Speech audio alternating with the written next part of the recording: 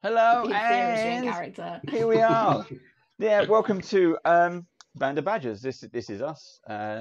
It's our second episode of our new online series called AVERNUS Rising. You can see the title below. I can't. Well, no, you can't because you're not looking at what screens that I'm watching. However, if you catch it on YouTube, Mike, you will be able to. You will be able to hit that like button, and you can subscribe. You know, I tried to leave a message, but it wouldn't let me. Can't think why. Did you send a fax? Honestly, I don't know whether you're going to log on to YouTube or something. Yeah, you can do if you want to give it a go. Yeah. I'll tell you what, if you go to Sign in. youtube.com/Band of Badgers, you will find us. So, you know, you can actually do that. It's pretty good. It's pretty good. Now, I'm going to be looking, if I'm looking at the camera now, you should be able to see this, but I'm looking at different screens and different cameras and all kinds of stuff going on. So I apologize to the audience if I look all around, but hey ho. 20,000 of them. Exactly. Well, and more. 2 million. That's what we want. We want to get those numbers up. Please subscribe. Help us out. Good things happen. Maybe. I don't know. Anyway, we're Band of Badgers. Check out our other stories. We took ourselves online because UK is in isolation at the moment, and we needed a D&D fix. So we started AVERNUS Rising. Since then, we also started a second campaign, which is called The Road to Boulder's Gate. So hopefully by the time you see this, episode 1 of Road to Boulder's Gate will be live. So we got some more stuff planned. It's all coming. Check us out on Facebook as well. The links were on the starting screen that you saw. But just to quickly, let's introduce the players. So weirdly, I'm looking at two different screens here, but on my left we have Steve, who's playing Kin. We have Lauren, who's playing Calamity. We have, oh my God, we have Mike. Where are you? There. Mike is down in the corner playing Neville, and Cornelian, I don't even know where I'm going. Whoop, there he is, bottom down there. Cornelian is down, played by Paul. Hi. Or He's at the top with me. maybe Paul is played by a Cornelian. Who knows? It works one way. But also, we have some sponsors. So thank you very much to, first of all, Ed's Gaming Emporium. Check them out. Ed's Gaming-Emporium. And you'll get 10% off if you use the code BOB10. Bam. Right, there we go. He's also got his own theme tune. And also thank you to Dan, who's the co-owner of 3D&D. Now, 3D&D are a UK-based 3D printers, and they do loads and loads of miniatures. So if you go to places like Hero Forge, you can get your miniatures bought from Hero Forge. It's about $10. And then you send them to Dan at 3D&D, and he will print them for you. There's a small charge and a small postage cost, but they're pretty good. So when they come through, that's all good. And then, who else do we have? We also a massive thank you to Eldritch Foundry. Now, Eldritch Foundry, as you know, have been very nice. If you've seen our previous videos, have given us a custom mini to give away. Now we're gonna. Shall we do it now? Shall we? We won't do it now. We're going to wait till when we come back from our break, because that's what Critical Role do, and they keep you in suspense. And that's what we're going to do. So we have a list of names. If you commented under our YouTube channel, if you liked it, if you subscribed, if you shared, you all got more and more entries into it. We're going to roll some percentage dice later when we come back from the break, and one of you is going to win it. Now, you're not going to win this one. This one is mine. You win your own custom free mini. But so basically, that means you log onto their website, and they will send you a gift voucher. So you get absolutely free, including postage. So they're really nicely done. It's hard that you get stuff in there, and you get the tin with every order, and you get your mini. I mean, my one here, you're not going to be able to see it that well. Is a gnome. He's tiny. And then we've got things like that, the wall, and of course, even better is I also got the T-shirt. You can't really see it that well, but I like that T-shirt. And it's lovely. So check out their T-shirts as well. I think they've only got the one design, if you can even still buy it. I found them on a Kickstarter, and they have been fantastic. And just to show you a little bit more about Eldritch Foundry, you can check out this trailer.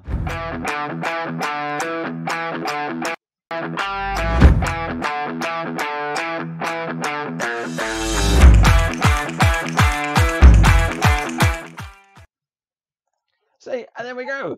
And we're back. That was good. So- Let's see you at the same time next week, kids. That was wonderful. Have fun. That was really good. That was some really bad rolls, Mike. So anyway, let's get started. So the last our intrepid heroes, when we left you, you had rescued a few people. You pointed them in the right direction. You were heading to the mill to get some food and some supplies, and you met into a poet, but you wouldn't know it. Boom, boom, boom.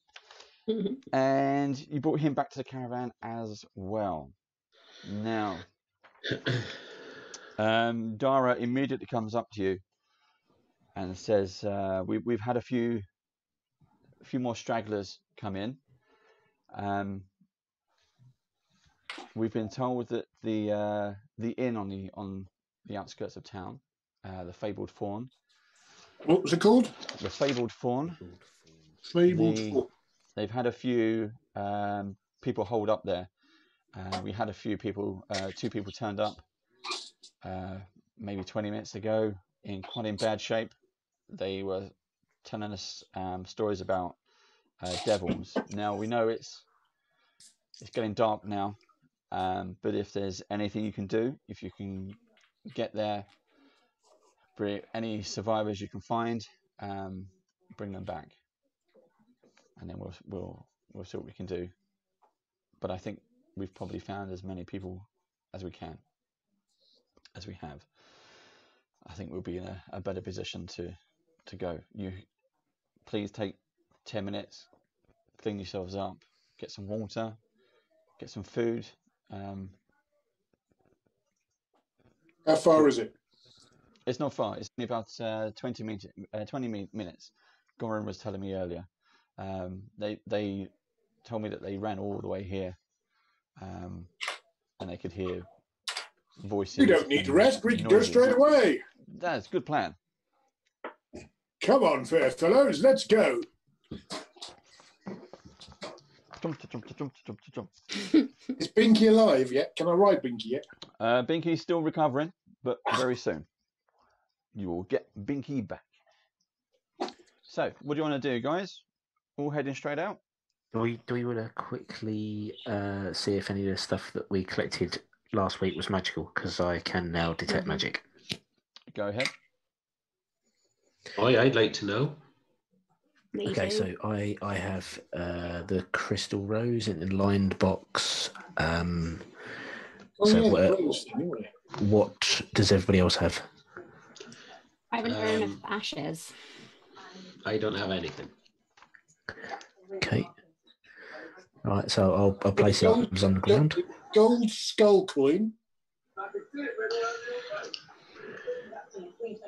Right, so if you put all the items on the ground, I will cast Detect Magic, and then I will study each item for 1 minute, and in order to divine, well, if it's obviously magical, to divine which school of magic it belongs to, please. I bet that rose is magic. And a potion of healing. I've got a feeling that could be magic.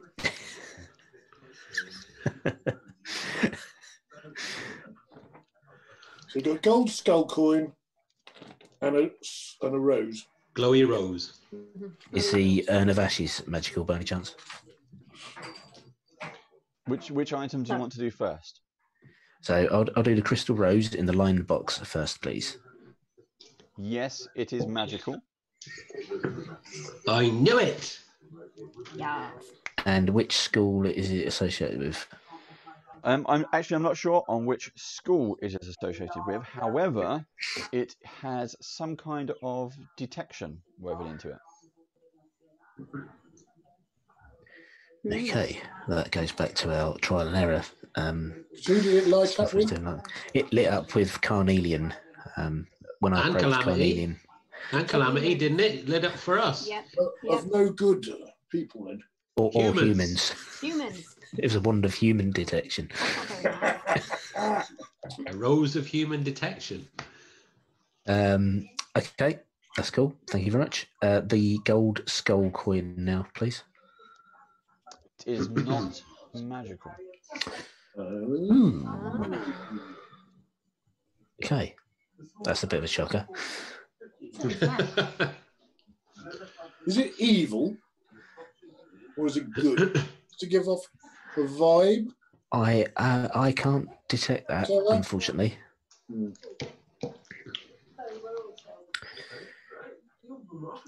Right, okay, so that's not magical. What about the Urn of Ashes? No, it is not magical. Oh, that's a shame.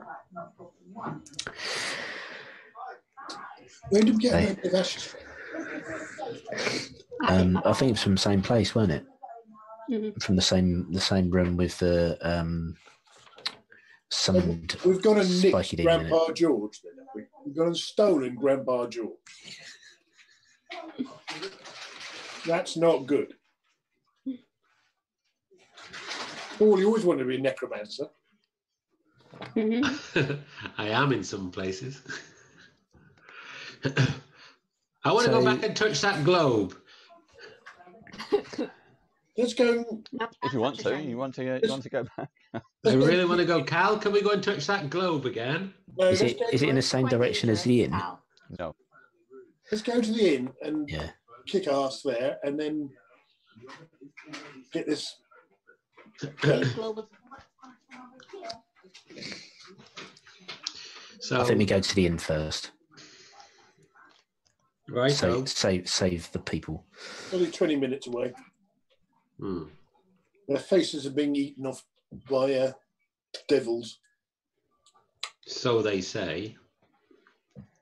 I Mm, believe it when I see it. might be lying. Oh, we have seen a devil, haven't we?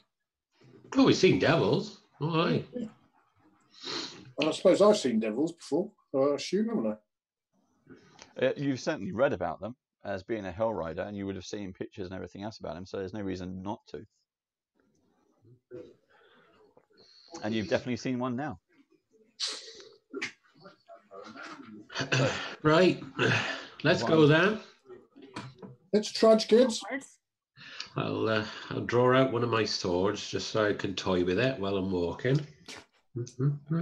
Okay, Might get the so club out. While we're moving along, I'm going to cast mage armor on myself. okay, how long does that last for? 8 hours. It actually says that on the back of the card. Oh, God. Hmm. It does. Look, there it is. Right. Really out of focus, but it does. Okay. Very handy. So Very you handy. head towards the. You follow the directions, and you head towards the direction of the inn, In the this tavern, way. and the light has properly faded now. We're into very early evening, and you notice there's an orange glow just past the trees, which hasn't gone down with the sun. In fact, it seems to be Oh. glowing with more intensity, and then you smell on the wind burning. As you get closer, you start to see fumes of stark black smoke, and as you round the corner, you get quite a nice view of the tavern that is on the left side. It's quite a big tavern, more like a hotel kind of thing. Next to it is a proper stables. The stables is ablaze. You can hear whinnying horses and stuff on the inside. However, you start, and I'll read the description here. You spot fiendish creatures hammering at the inn's front door. Thick black smoke rises from the roof of the nearby barn, which has been set ablaze. Voices can be heard inside the inn, shouting and cursing at the encroaching devils. As you watch, the devils smash the door open and charge right on in. What do you wish to do? I will charge after the devils. Can I see what they are? You can't, because of the light. Majority of the light is coming from the barn, and I'll show you the map in a second. They are weirdly. You only see them from the back, so they are weirdly short, fattish, kind of blubbery creatures. Right. You see 3 of them just kind of hammering at the door until it gives in, and you hear the screams even more. There's lights on the inside of the tavern, but it's not on fire that you can see, and then they just kind of blob their way in. Blobby, blobby, blobby. Okay, so I will now try and bring up the battle map. Let me ding. Let's try and bring this up.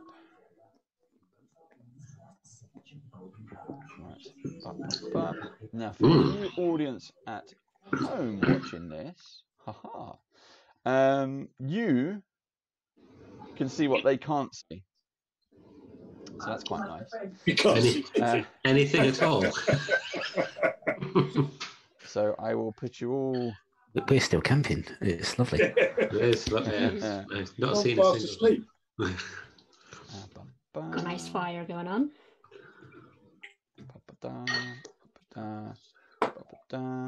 Who's the evil-looking bugger on the right? That's me. Definitely.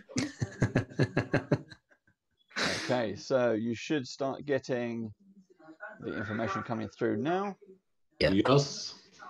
So upside down 4. Yeah. Okay. So the audience can see, the players can see. Now, so the barn is north, and the top of your monitor is north. We'll do it very, very easy. You can see from your approach, you can see the pathway. It's very well worn, and there are 2 front doors. Can we pan? Say again? Can we pan? You might be able to, I but I can't do one at a time. It's based on what you can see. Can I see a bit in the middle? Oh, I see. Right. Okay. As you move forward, you will see more. I won't do zoom or anything. Right. Give it a minute, let it all kind of catch up. So we are going to roll initiative, and then we will do it based on that. Okay. Go, go, go. Ooh. What's my There's a 5-foot squares as well, by the way. 16 from me. 21. Right, hold on. Okay, so calamity. 16. 16. Neville. 21. 21. Kin. I rolled a natural 20. 23. 23. And Cornelian. Me too. 23. 23. Okay. You rolled a nat 20 as well. Yeah.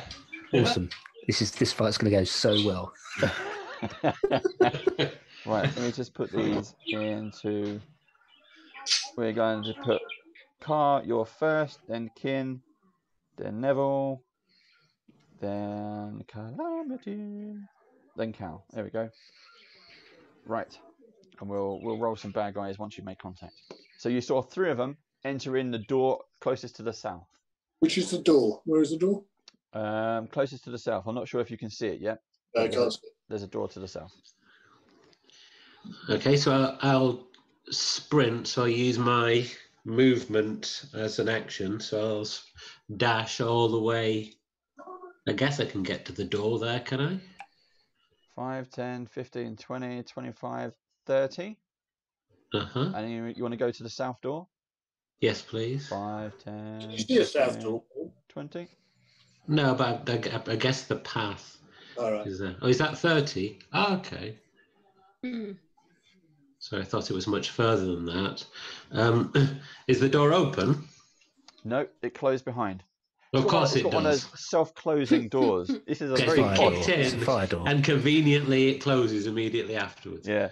If only they put the fire doors on the barn, they wouldn't have had this problem. Yeah. Actually. Right, okay then. So I guess I'm using my action, am I, to open the door? If you wish to, you don't have to. Yes, I'm opening the door. Okay. Slowly and... Did you dash, though? Or was that normal? Well, I was 30 to there, so I didn't need to. That's more than 30, isn't it? No. 5, 10, 15, 20, 25, 30 took you in the middle of the 4. 5, 10, 15, 20 That's took you to the your dash. door. So you've dashed. Okay, so it was more than 30 to get there. Yeah, you've dashed. Now, so this is 20 of your second move. You've got another 10 foot you can go. You can open the door and go in. Okay. Well, I'll open the door. Yep. But I won't go in. Okay. It's really difficult for me to show you what's what's behind door number 1 unless you go in. Okay. But we can't even see door number 1. Right. Well, I'll go 5 feet in then. Shall I? And okay. if I die, I'm blaming you. That's right. That's fine. You go in and the door shuts behind you because it's a fire door. Self-closing door. I can sense you've dug yourself a hole with this one. I use me or him, but yeah. You and possibly him in a minute. So what I'll say. Oh, my shoelace is undone. Shit, I'm going to do that up. Just tell me what's in there and I'll shout it to everybody else. Right, what I'll do, Car, is you use your action to push open the door. Mm. And inside you see 3, maybe 4 of those creatures just hammering at another door. And inside you hear lots of screaming. And obviously whoever's inside on the other side of that door has barricaded it somehow. But there's lots of screaming. And they're just hammering at this door, hammering at the wall around the door. Just literally just trying, they're on a bit of a bloodthirst craze. They don't notice you at all. In fact, okay. Let me check. No, they don't notice you at all. Okay. Well, in that case, I'll shout, "Lay off, you ugly bastards!" Now that got their attention. Good. So we're gonna roll their initiative. Here we go. Okay. They got initiative of 3, so they're quite handy at the bottom of initiative. Bad guy. There we go. One of them, the one nearest to the door, turns round and spots you. Okay. Mm. Next, Kin. After Kin, it's Neville. The barn is far further away than 15 feet, isn't it? Yes. Okay. In that case, I'll head off. My movement speed is 35. Okay. I will head off in the direction of the door that Khan went through. And I want to try and get line of sight into the room if he's holding the door open currently. Which I am. Okay. So 5, 10, 15, 20, 25, 30. Yeah. You've gone off my screen, so I can't actually see my token or Paul's. Right, let me try, and that's Calamity. That's Kin. I zoomed out to get the full thing in. I don't know how to zoom out. There we go. Thank you very much. Okay, so Ray of... well, for starters, can I see the 4 creatures are inside? 1 sec. Neville. Hey! There you go. Neville, you got the biggest screen. You should be able to see everything. Right, Steve, coming back to you, Kin. So can I see the 4 creatures are inside the room? No. And if okay. You do see one though, further into the tavern, which is directly on line with you. Right. So Ray of Frost has a range of 60 feet. I would like to take a Ray of Frost pot shot at that one, please. Okay. Yes, you can. Whoops. Yes, you can. Go for it.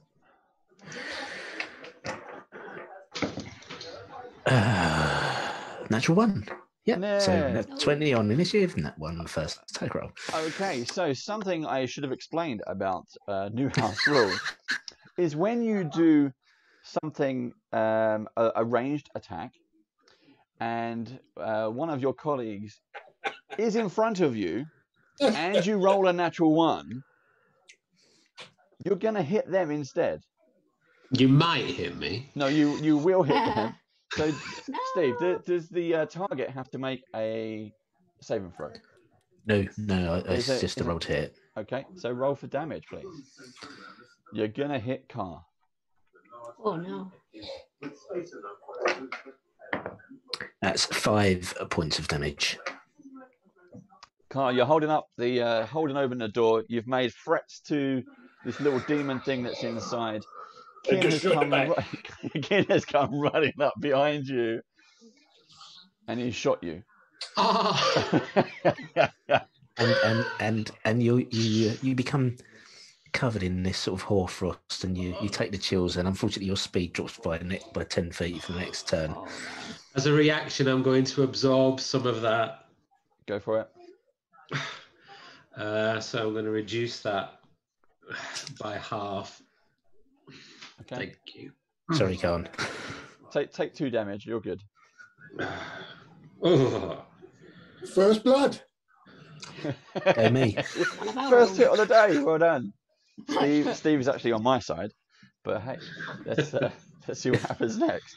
Neville, you're up. Oh, jeez. Can I Is it my brother? dash, but take out my 2 hand axes and put my shield on my back at the same time? Whoa.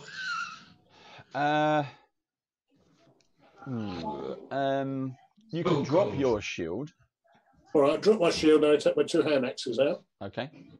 And I'll rush through the door. Okay, so 5, Trying to keep 10, out of the way of Steve and his wayward shooting. 15, 20, 25, 30, 35, 40, 45, 50, and you're going to barge past the door? Past the door and go to the right-hand side, so I'm not blocking the door. Okay.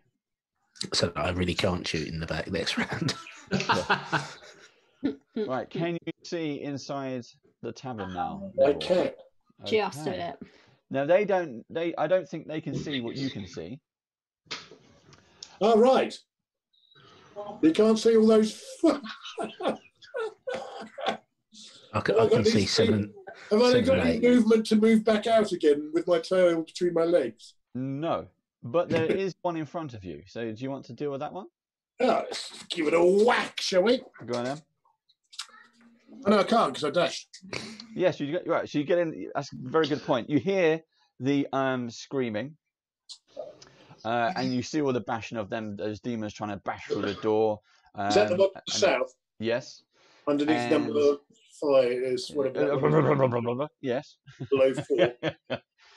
And around the room is all disarray. The tables and chairs are over. It looks like at some point some people who are in there may have turned the table over. Since then, they've been pulled to bits. There's body parts, lots of blood everywhere. Pretty gory spectacle towards the north. Okay. Well, a few of us, at least a couple of us in the building, can speak Infernal. Do we recognise what they're saying? Well, that's the question. Is I know what they are. Does Neville know what they are? Not yet. Would he know? Can we understand them, though? What they're speaking, what their noises that they're saying? Would Neville recognise them with his training? I will say, no, Neville does not know what they are with your training. These are, you have not seen these before or heard of them. Neville's training is more classic to the stuff that they know from the previous Hell Riders. And not spikies and horns. Yes. However, as Khan was saying, you try to listen to them because you can speak Infernal, and you try to listen to them. Please make a Wisdom saving throw. Wisdom. Both of us. Sorry, just Carnelian. Just Car. I'm just going to not me then. Oh, right. No. Oh, it's all going very well with me so far, isn't it? 16, 17, 18. Well done, you passed. You can't work out a word they're saying, but there's definitely some kind of guttural language going on. It's some kind of babble, but you notice there's a rhythm to it. But you manage to shake it off. You don't become kind of affected by it in any way. Okay. Okay? Mm-hmm. Now, Calamity, over to you. I be able to dash up to the door, please? Same door? Yeah. Yep. So 5, 10, 15, 20, 25, 30, 35, 40, 45. Yeah. Yeah? Yep, that's fine. I might just stay there for now, just kind of work out what's going on. Okay. Without getting too close, hiding behind my brother. Okay. He's still holding the door open. He is slightly frozen to the door. Okay. Yes. He is. You can see a little bit inside. Okay. And let me see if I can move.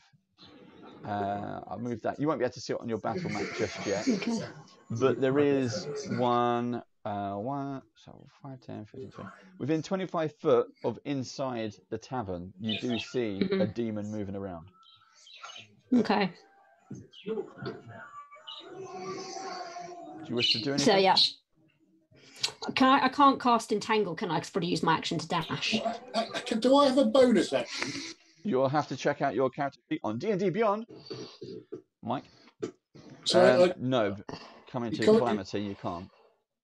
Right. No. Okay. I think I'll stay as I am then, just kind of look and wait for my next turn. Was that no to my bonus action?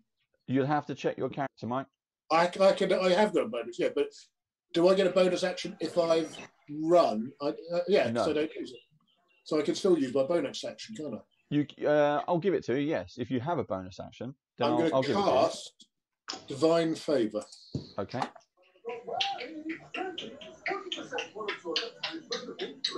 Your bird's talking again, Steve. Yes. It'll go squawky in a minute. I'm going to be really a pain. Are you able to mute? Just bang, shoot the bird. There we go.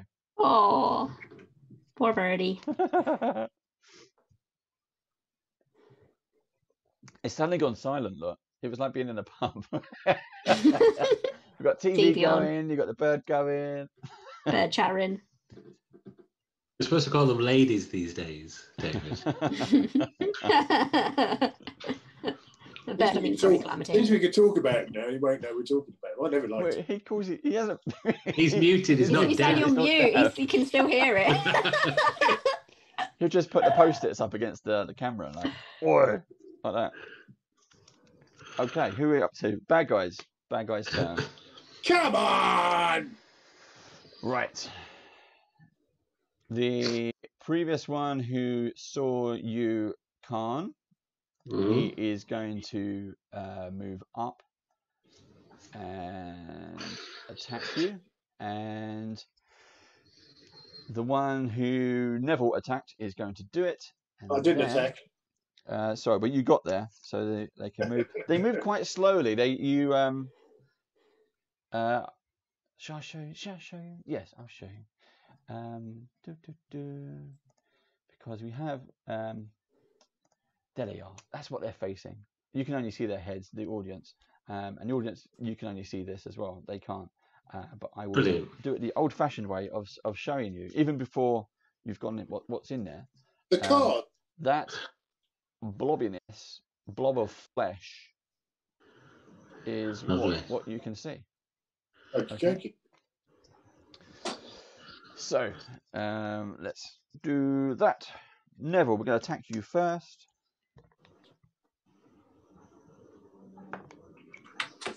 And it's basically a big kind of fleshy fist that he tries to slap you with. That is a 17. Niet. Nope. Then they only get the one blobby attack. And Khan, that is a 6. Nope. So the blob. But he's gained your attention. Calamity, you can now see it in the doorway. That kind of blobbiness. That is the end of round 1. They move. Are any others moving? Yes, they can't move that far. Bum bum bum, bum bum bum, bum bum bum, bum bum bum, bum bum bum. So they move back 10. Bum bum bum. Or less. Okay. Car, you're up. Kin, you're next. Cool. I shout, hold your actions. Have you got? I can't take reactions after this, can I? Or can I? Don't know. I don't know. Simply because of the spell, I don't know how it works. You know that you cast Ray of Frost on me. Does that in some way limit my actions? You're just 10 No, foot you less, just lose aren't you? 10 feet Yeah, more speed. speed. So if your speed is 30 feet, normally it's Okay. now 20 for the round. So you're just a bit slow. Okay. In which case, I will.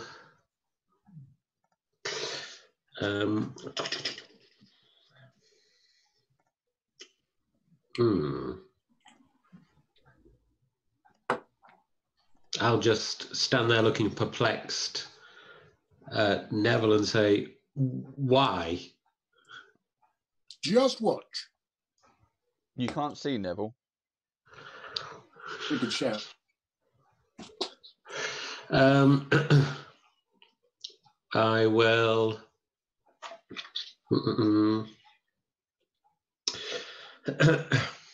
Okay, so what I'll do then is I want to move.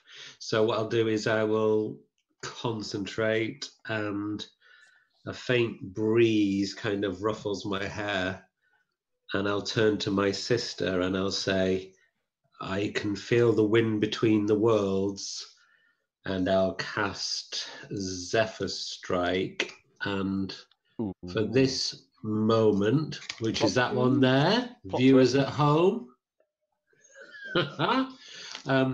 And so for the purposes of this, my movements don't trigger any opportunity attacks. So I'll move past and pretty much to the middle of the bar, as it were. Can you move? You can't move through a creature, can you? So there's a creature on the other side of the door. If you move through him and out, you will get attack of opportunity. However, your Zephyr Strike, your Zephyr move, means that they can't do attack of opportunities, can they? No. You can't move through an enemy, can you? With his movement, he can. We'll. I'm just going to allow it. It's good. Yay! It's a good story. So you're going to go inside to the middle of the tavern as far as you can. I'm a nimble bastard. I'll just somersault over his head. So can you see what's inside the tavern yet? Yep. You can? Yep. Then I will put you there. If it helps you, you can make me do a dexterity, and I can somersault over his head if you like. Go on then. One. Well, I am partly frozen still, aren't I?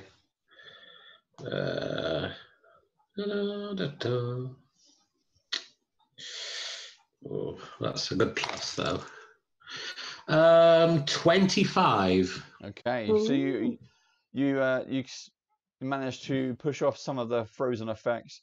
You nimbly do a double twist over and make a beeline straight through the middle to the middle of the tavern. Luckily, there was a gap there. Yeah. And you've done well. Cool. I'll see everybody, and I'll kind of I'll crouch down a little, but I won't drop to the floor. I'll just crouch, and I'll pull out my second sword. Okay. And that because some more has asked me not to engage, I won't engage. Fair enough. Okay. Kin, you're up, followed by Neville. Did I hear Neville Moore's shout? Roll a perception check. Don't forget the barn is on fire. There's lots of screaming and noises and bumps and bangs coming from the tavern. I got an 11. No. Okay, so in that case, I would like to move up to the square in front of Calamity, please. There, to the door. The door has now closed because Khan has gone inside. So does the door open outwards or inwards? Goes inwards. That hinges on the right-hand side. So I can't open the door then, can I? Because there's a thing there. Not now, no. Well, you can still open the door. It's just a blobby thing. Okay, in that case, I would like to cast Dragon Breath on myself, open a door and exhale lightning in a 15-foot cone into the room to try and get 6, 1, and 4, and potentially the one that's just to the bottom left of number 4. I can't really see his number on the screen. Okay, let me adjust that for you. Zoom. Okay, so yeah, a 15-foot cone, I think, should hit 6, 4, 2, and number 1. Okay, go for it. Is it straightforward damage? No, it's a dexterity saving throw of 15 for you, please. Oh, luckily they have minuses on their dexterity because they have no legs. That tends to hinder them a little bit. Okay, so number 6 is first. He got a 13. That's a fail. Okay, let's do his damage straight away. 11. 11 damage. Okay. Which one? Number 4 got an 18. That's a pass. So he takes 6. Takes 6 damage. We've got who else we got? Number 2. Number 2, yeah. Got a 15. That's a pass because that's what you need. So that's 6 damage. And number 1. Number 1, yeah. Got a natural 1. Okay, so that's 11 damage. And he just falls over. Blah, blah, blah, blah. Blah, blah, blah, blah, blah. Was that a kill? Was that a kill? No. He just, blah, blah, blah, blah, blah. He just falls over. So I stride up to the door, cast my spell, and breathe out a cloud of lightning, electrical energy in front of me in a 15-foot cone. Okay. That's what everyone sees. Cool. Do you still have movement left? 5, 10, 15, I do have movement left, yes, but because I assume number 6 is still standing, he's not down, is he? He's not down, no, and you could sidestep. It's up to you. I will sidestep because Calamity's got her go after me, so yeah, I'll sidestep. North or south? North, please. There you go. Okay. Neville followed by Calamity. I'm going to go 1 square north so that number 6 gets an opportunity. Okay. We'll do that straight away. And he gets an 11. No. And then they will all, the whole lot of them, roll a DC 14 wisdom check. Ooh, what are you going to use? I'm using my Turn the Faithless. Ooh, which does what? Explain it to the audience. So basically, as an action, you present your holy symbol, and each fae or fiend within 30 foot of you that can hear you must make a wisdom saving throw, DC 14. On failure, the creature is turned for 1 minute or until it takes damage, he said very pointedly to everyone. Okay. I will roll on the mass rather than individually. Okay. Don't make a save then. I got a 2. So the whole lot are turned. The whole lot go, and they will try to move away from you. Yep. And How far? Remember, they cut for a minute, so take one at a time, basically. They can't move very fast because they're all blobbies. But they all try to move away from you as far as they can. There we go. Okay. Calamity, you're up. Unless, Neville, you want to do anything else? So that's 5. So where was what they were trying to get in the door? Where? There's a door to the south. So I'll go down to that door. Yep. Yep. And I'll shout, I'll knock on the door. You're safe to come out. Okay, on the inside, you hear a woman scream back to you. The demons they're getting in. My husband's in the barn. You've got to please save my husband. He's in the barn. And you can hear them trying to move like the barricade away. So can I turn around and shout to Kin and the door is closed where to the outside. I've got a loud voice. It's that fire door. And Lauren, whoever you, what's your Khan? Khan is in the room. Calamity's on the outside. Calamity. Can I shout at them go to the barn? We'll finish this lot. What's he saying? Go to the barn. We'll do a perception check, Calamity. Okay. So everyone, Calamity, Kin, and Khan, do a perception check. Ooh. 17. 3. So Cal, you didn't. Kin, you did. Khan? Oh, I got 23. Oh, you got 23. I thought you said. Yeah. Okay, 23. So you did. Mm-hmm. You both did, yeah. Mm-hmm. 15. Okay, so you all heard that clear. Me and Khan can finish this lot off. That's fine. So what did you shout? I told I asked Kin and Calamity to go to the barn and rescue whoever. Okay. Calamity, your go. I'm going to talk to Kin and see if he wants to come to the barn. Go on then.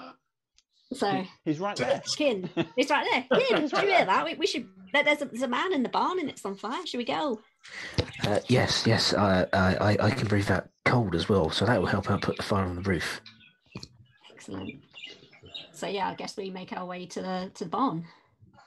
Okay, so the barn is north. How do you wish to get there? 5, 10, 15, 20, 25, 30. We'll get you to there. Yes, dash, I suppose. Okay.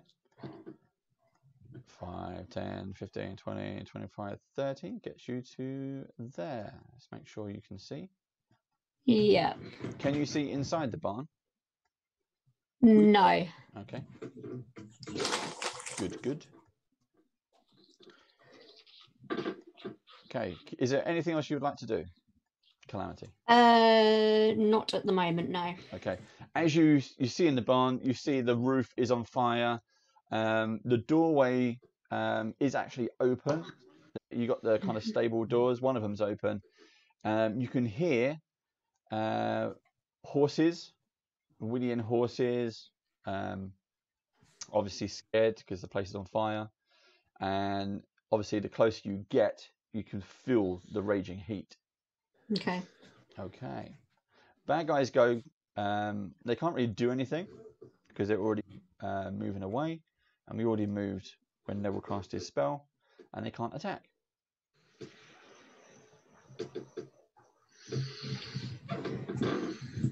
So I'll leave them where they are because that'll be easier. Okay. Next round, Car followed by Kin. Okay.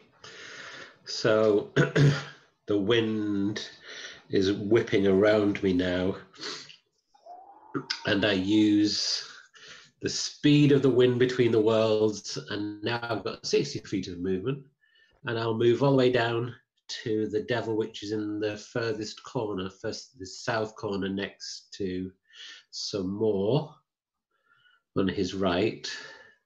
That one? Yeah, guess so. Yep, that's the one. And I'm going to attack him. Go for it. With my short swords. You can see that one of the short swords is glowing with the same kind of energy that's whipping around me as well. So, Plot. 15. 20 to hit. 20. It does hit, yes. Fair enough, good stuff. And that is, I'll do it this time. 1d6 plus 3. So 6 points of slashing damage, and because of the energy that's around me and surrounding me. Oh, I'm losing you. I'm losing you, Khan. Come in, Khan. Oh, it's frozen. Khan? You're We lost you there. Oh, sorry. So we got 6 points of damage, and then. Okay, and it was 3 points of force damage as well. Okay. And then, as a bonus action, I'm going to use my other short sword to attack him as well. Nice. Go on then. It's 18 plus 5. Yep. And that is 4 plus 3. So that's 7 points of slashing damage. And that's it. Well done. That was very nicely played. You slash into, and the first slash actually cuts quite deep, and it is just flesh and sinew and blood and gore, whipped up by your wind that's traveling around you, whipped up with the power of the sword and the force. Back splatters. You got blood and gore swirling around you, and you're absolutely loving it. Yes. Okay, next up is Kin, followed by Neville. Okay, so I'd like to move towards the barn to back up Calamity, please. I can't see where I am on the screen, sort of black screen at the moment. Okay. But you have my speed is 35. Yeah. 1, 2, 3, 20, 25, 30, 35 takes you near to the edge of the tavern. And then 5, 10, 15, 20 takes you parallel to Calamity. Okay, so 25, 30, 35 gets you nearly to the door. Okay, so there I will move the full range in. So I can't see anything on my screen. Sure. Let me just move your camera for you. Okay. Yeah, that's fine. I'll wait there. So, how much of the sort of the roof of the barn is on fire, and how far up is the roof? It's a double-heighted ceiling roof. Everything's made of wood. Obviously, you can also hear the horses panicking on the inside. They're probably still in their stables. But the roof is glowing. You can hear parts of timbers starting to fall down and creak and burn. It's bad. Okie dokie. Right, thank you. That's it for me. That was my move and my actions move to dash. Okay, Neville followed by Calamity. Is the one to my right as alive or dead? It's still alive. It's babbling and it's just trying to get away from you now. But obviously now it's surrounded.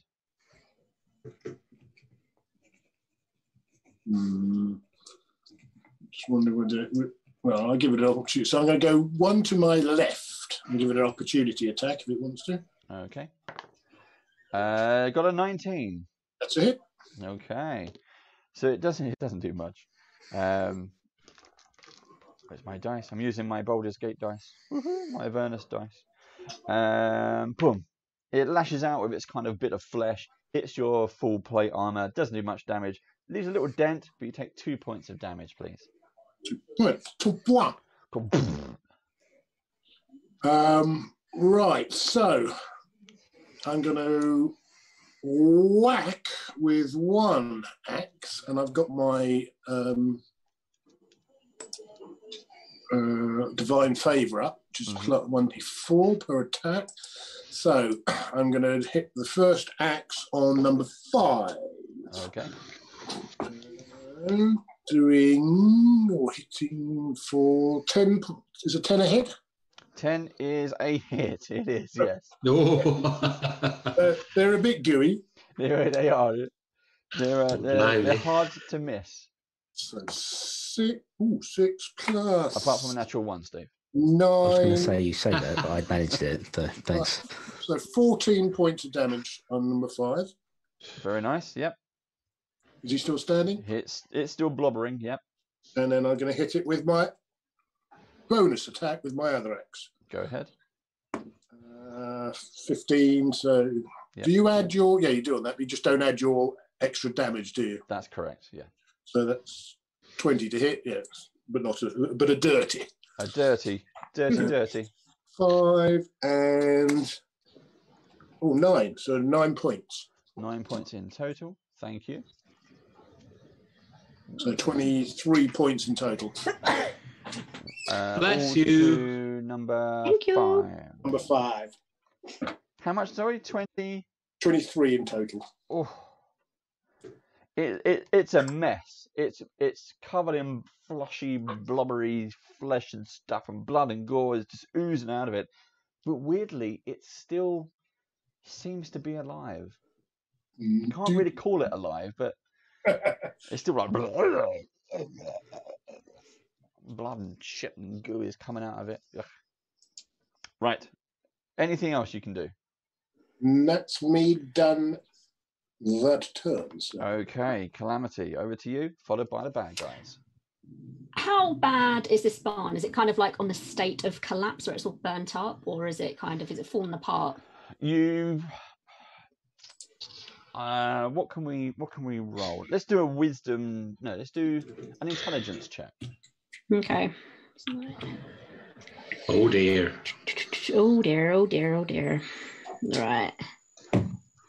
Oh, natural 20. Yay! Yeah, I mean, these flames are big. It's been burning for a while. The entire structure is made of dried wood.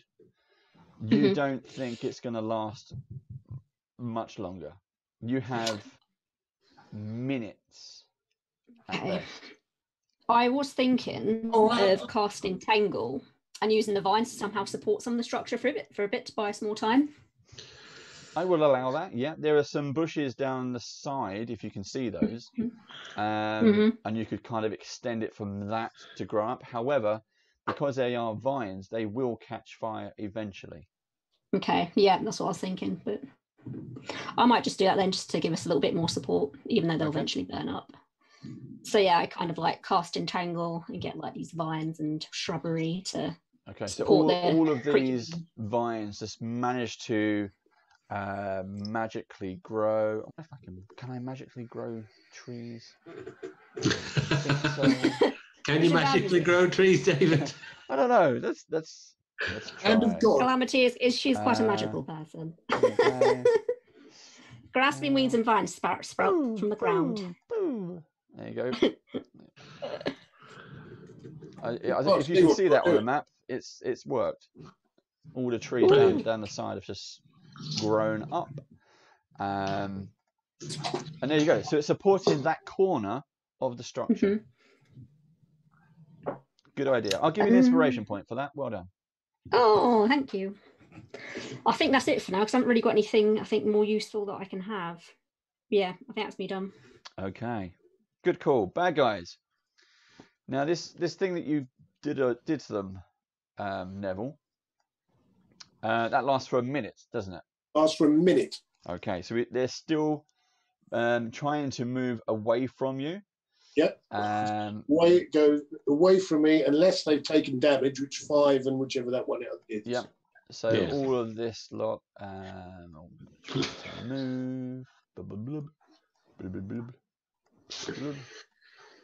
In any which way they can. So number 6 can't move. Number 4 is going to move out of your way. So you get an attack of opportunity against number 4. Okay. 18 plus 23, doing 3.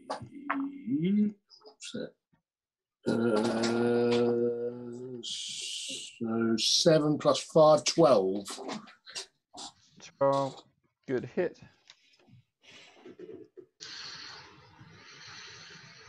Okay, it's still standing, kind of blubbering. It's still there. That's the bad guy's turn. End of the round. The people inside the cupboard area, storage area, they open the door. They see both Khan and Neville standing there. Inside the room, you see two women, very distraught. But one of them tries to dash out, and she's just basically calling for her husband. She's calling out Segrin, and she tries to dash past, and the demon gets an attack of opportunity and misses, and then she makes a break for the door. The other woman is just standing there, kind of bewildered, probably in shock. And then we're over to Car, followed by Kin. Okay. Baby. First of all, I am going to whack the blobby gentleman in front of me with my short sword. Yep, number 6. Numero 6. Oh, that's only 10 plus 5. 15? 15 does hit. Yeah. 10 hits, so they're gooey. Whoa, lovely. Gooey. Gooey. That was worry for a moment. Gooey. And Gooey. they take... Gooey. And he takes 4 plus 7 points of slashing damage. Ooh. It's weird. It's kind of got this weird deflating thing. It was already pretty damaged anyway from previous attacks, and you just slice it and it just bubbles down. Weirdly, it had no bone structure, and it's just blobble, and it's just this part of oozing flesh. Sounds like a large body boil to me. There you go. And then I'll move. Well done. That was the first kill. Well done. Thank you. I'll move around the back of. Do you want to go north and start on the ones up north? Let's see, 5, 10, 50, 20, 25. No, because I want to clear the ones away from the door. Yeah, well, I'll clear those ones away. I'm a bit worried about the other girl bolting and getting past the others. They can't get to her now. And they're running away, aren't they? So you can start taking one off at a time. Whereabouts where's the girl gone that ran out? Where is she now? You don't know. She's gone out the door. She's out of the building and we can't see her. Correct. That's all right then. Depends if you remember what she was calling out. Yeah, Segwin. Yeah, Segwin. She's looking for a segue. Okay, in that case, I'll go diagonally, as it were, northwest to engage with 7 if I can. Which I should be able to.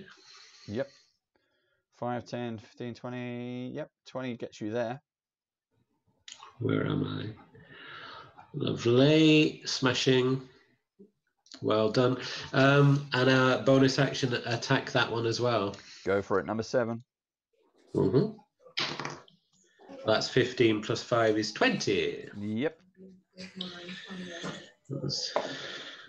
Ooh, 2 plus 3. 5 points of slashing damage. Okay, groovy. Cuts deep. Nice. Okay, Kin, followed by Neville. Okay, I'll move to the building so I can take a look inside, please. Okay.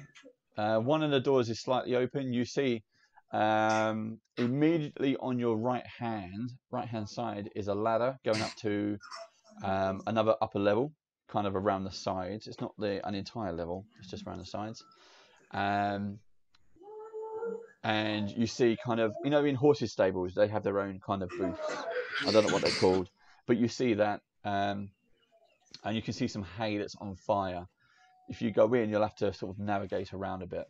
But it's the heat is really intense, and it's really, really black smoke in there. Okay, I will move in.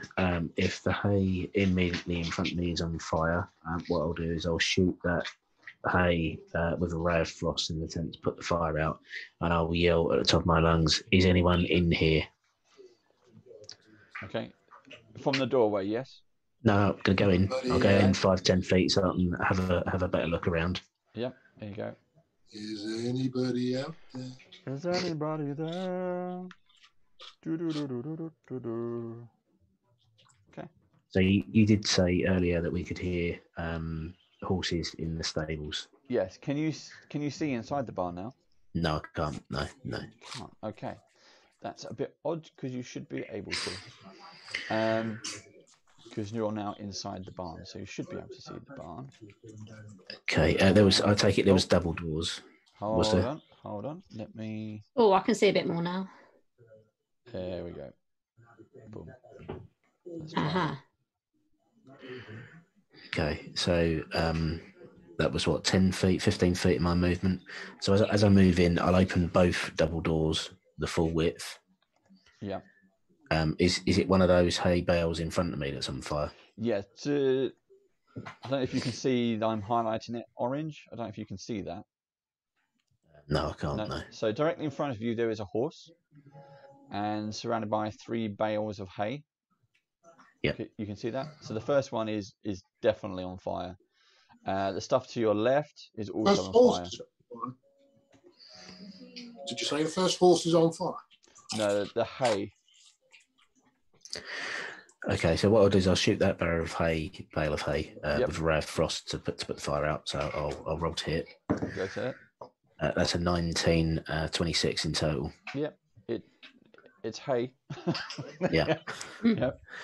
And then I'll move over to the horse to see if it's tethered to anything. And if it isn't, I'll just encourage it to leave the barn. Okay, the and horse. That's probably my 35 feet movement used then. The horse is very, very panicked, dripping with sweat.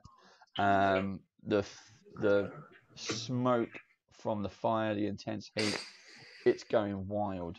Can you roll an animal handling check for me, please? We not.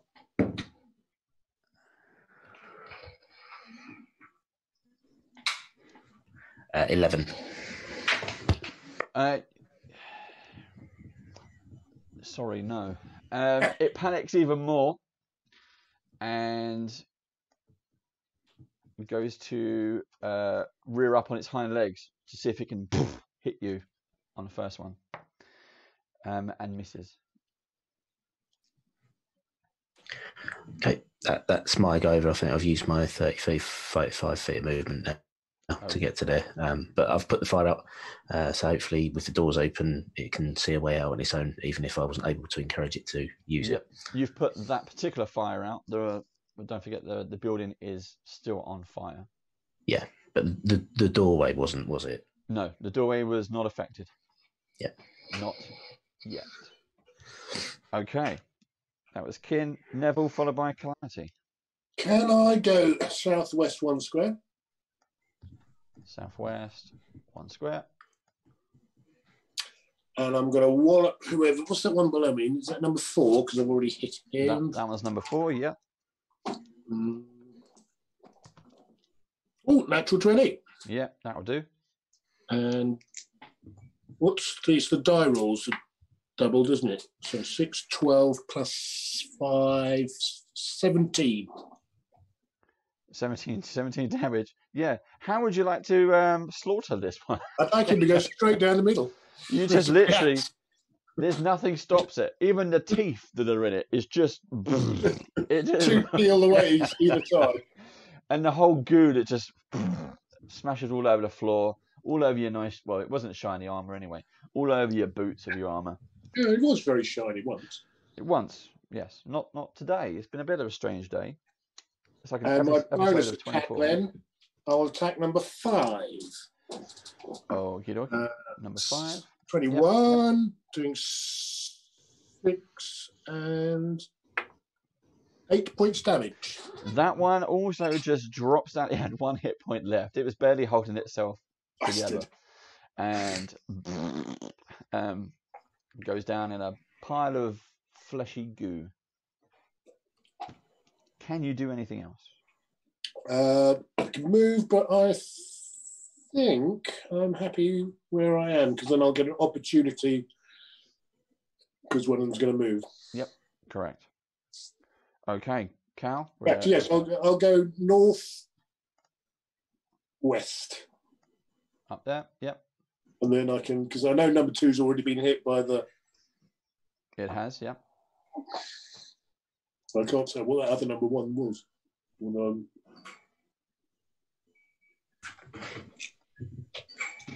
So that's me. Yep. Cal, over to you. Is the horse in there still being a pain? Yes. Is it still distressed? Yep. I'd like to go into the barn and somehow lead the horse out. 5, 10, 15, 20, 25 gets you into the barn. Yep. And I will attempt to like call the horse over to get it to come out. Right, let's try and... There we go.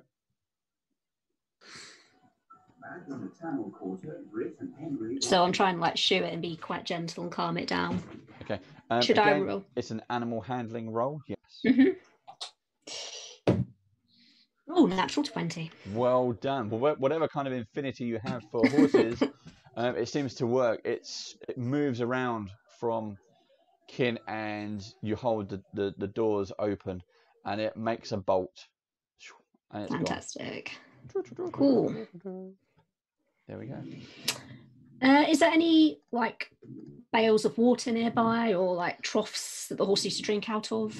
Not that you can see. Okay. At this point, you're starting to kind of bend down under the thick black smoke. Again, the heat is intense. You can still hear panic whinnying of another horse, maybe 2. Okay. You just can't see it yet from your vantage point. You do see kin directly in front of you, though, if you can see him on the map. Okay, cool. Yep. I think that's me for now. Okay. And bad guys go. Bum, bum, bum, bum. How can we only see 15 foot? I'm just playing with different types of settings to see what it will give you. Let me try. Sometimes when you type it in, it doesn't work. Sometimes when you overwrite it, there we go. Can you see that? Yeah, that's better. There we go. And let's do the same here. Boop, boop, boop, boop, boop. There you go. Right. Who are we? Where are we? What are we doing? Car, it's up to you. The baddie's going to move first. Oh yeah, they're going to run away as much as they can. Blub, blub, blub. They are going to stay over there. They're in a big mass. This one is going, number 7 is going to move away, so you get attack of opportunity, Car. Which I will dutifully take. Don't know if I will hit, but there we go. Well, that's 15. 10 plus 5. Yep. That'd be 5 points of slashing damage. Yep. Still alive. It's badly cut, but it's still alive. This one is going to have to, number 2, Neville, is going to have to try to get back past you to try to get as far away as it can. And you get attack of opportunity against number 2. 3, so 8. Missed. Missed. Okay. And then this one is again going to go past, and you get an attack on that one as well. That was number 3. I only get one now. Don't I? Oh yeah. Well, it's attack of opportunity. Go on, just go for it. 16. So. Yep. Doing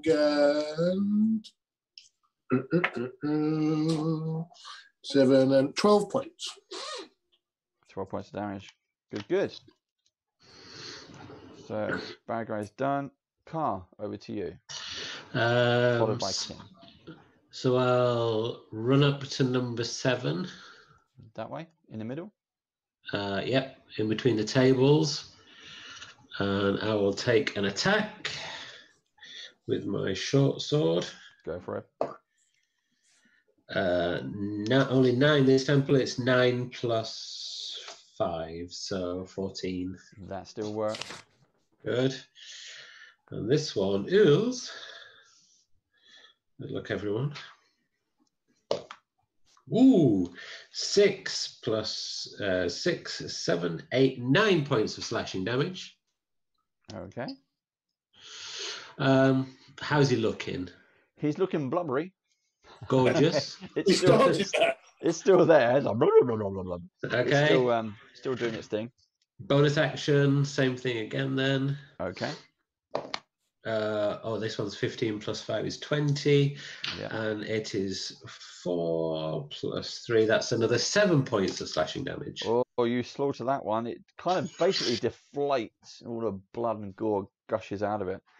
Okay. That one dies as well. And then I will move the rest of my action towards the one.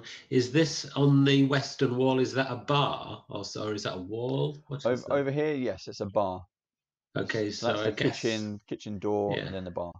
I'll move as close as I can towards that one then for the moment. So you used 15, I think, wasn't it?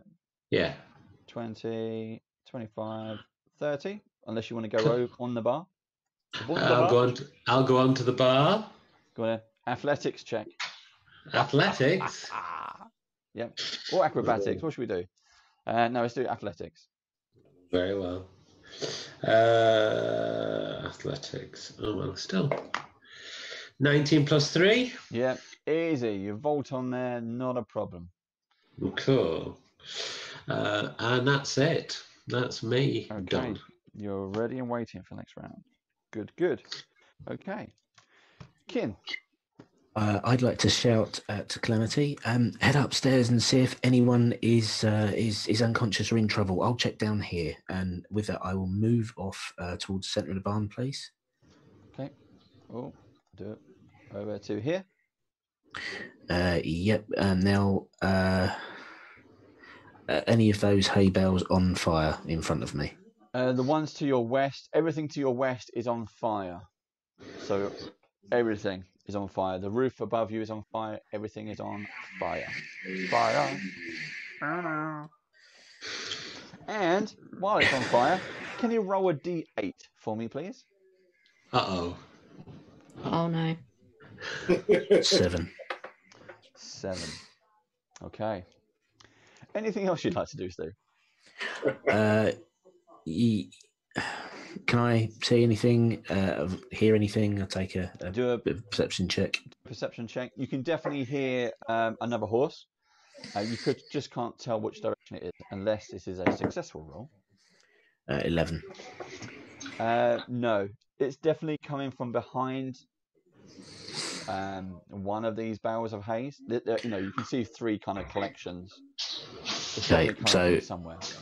In that case, I'll shoot another ray of frost in at the bale of hay, whichever, that's in front of me, please.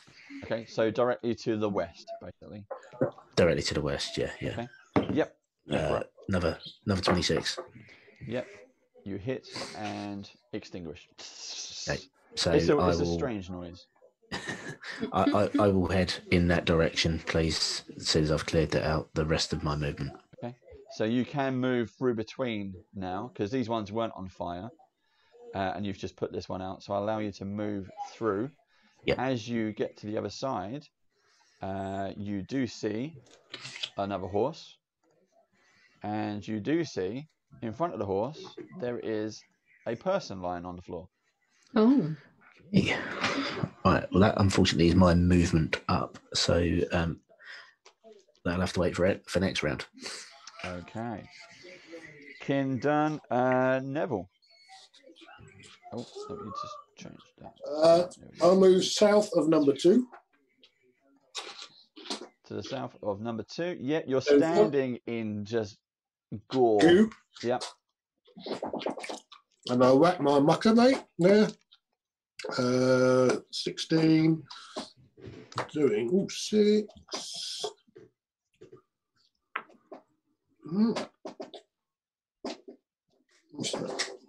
9 plus 5, 14 on number 2. 14 damage on number 2. Yep. Yep. He's down. Go for it. On number 2. So he's gone, is he? He's gone. So then I'll move 10 foot north. That's it. And I'll do my bonus on number whatever that one is. He is number 3. Number 3. Come in, number 3. Contestant number 3. Your time might be up. 15, it's doing 3 and 7 points off him. 7. No, it's still blubbering. Yep, it's still mushing around.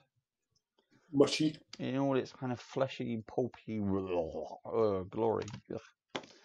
It's like a wet flesh bag. Okay, anything else you'd like to do, Neville? No. No. Okay. Neville, we have Calamity followed by the bad guys. I'd like to make my way to the ladder. Upon hearing Kin's cries out. Yep. Can I see the man on the floor from where I am, or can I just only see the ladder? I'll give you a perception check. Okay. Again, it's thick smoke. It's lots of noise. The way I would play it in my head is you have signalled out the ladder, and you're going to go up. That's what I was thinking. Yeah. 5 plus 5, 10. No, so you don't spot him on the floor. You wouldn't have spotted Kin. You may have spotted the horse, but I think with the rolling smoke, you're just focused on getting to that ladder. Can I check the ladder before I go up it? Yeah. See if it's stable. Do an investigation. Oh, that one. Okay, so you grab hold of the ladder and put your kind of foot on the bottom rung straight away. The bottom rung collapses. Oh, wow. You're not sure what's going on. Also, roll a 1d8 for me, please. 1d8. Calamity by name. Oh, 4. Yes. 4. Okay, so you did not see the horse. Okay. But can you? It makes a beeline for the open door. It can smell the fresh air. Doesn't care that you're in the way. Can you make a strength check for me? A strength saving throw. Strength please. check. Can I use my inspiration with this as well? If you wish, yes. Okay, if it goes wrong. Oh, that's a 10. Definitely use an inspiration for that. 15. Yes, well done. Oh, you get knocked by the horse as it kind of gallops past. You go bouncing into the wall just to your right, but you're okay. Okay. Well done. And that horse is now out into the open air, the open night air. Okay. Anything else you'd like to do? No, I think I'm just a bit bewildered and confused from like the ladder crumbling in front of me. So I'm just going to maybe stand in shock for a moment and collect my thoughts after me being run over by a horse. Okie dokie. And the bad guys go. Right, so they can't go anywhere. Number 1 is going to try to realise it is getting to a door. Number 3 is trying to get out through the door. You get attack of opportunity, Neville. 14.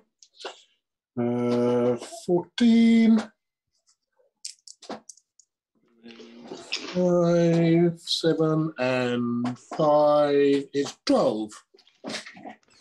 12 points of damage against number 3. Yep. He's blubbery. Well done. Number 1. Dead blubbery. Dead blubbery. Number 1 is still within your range, calm, so he hasn't stepped. You don't necessarily get an attack of opportunity.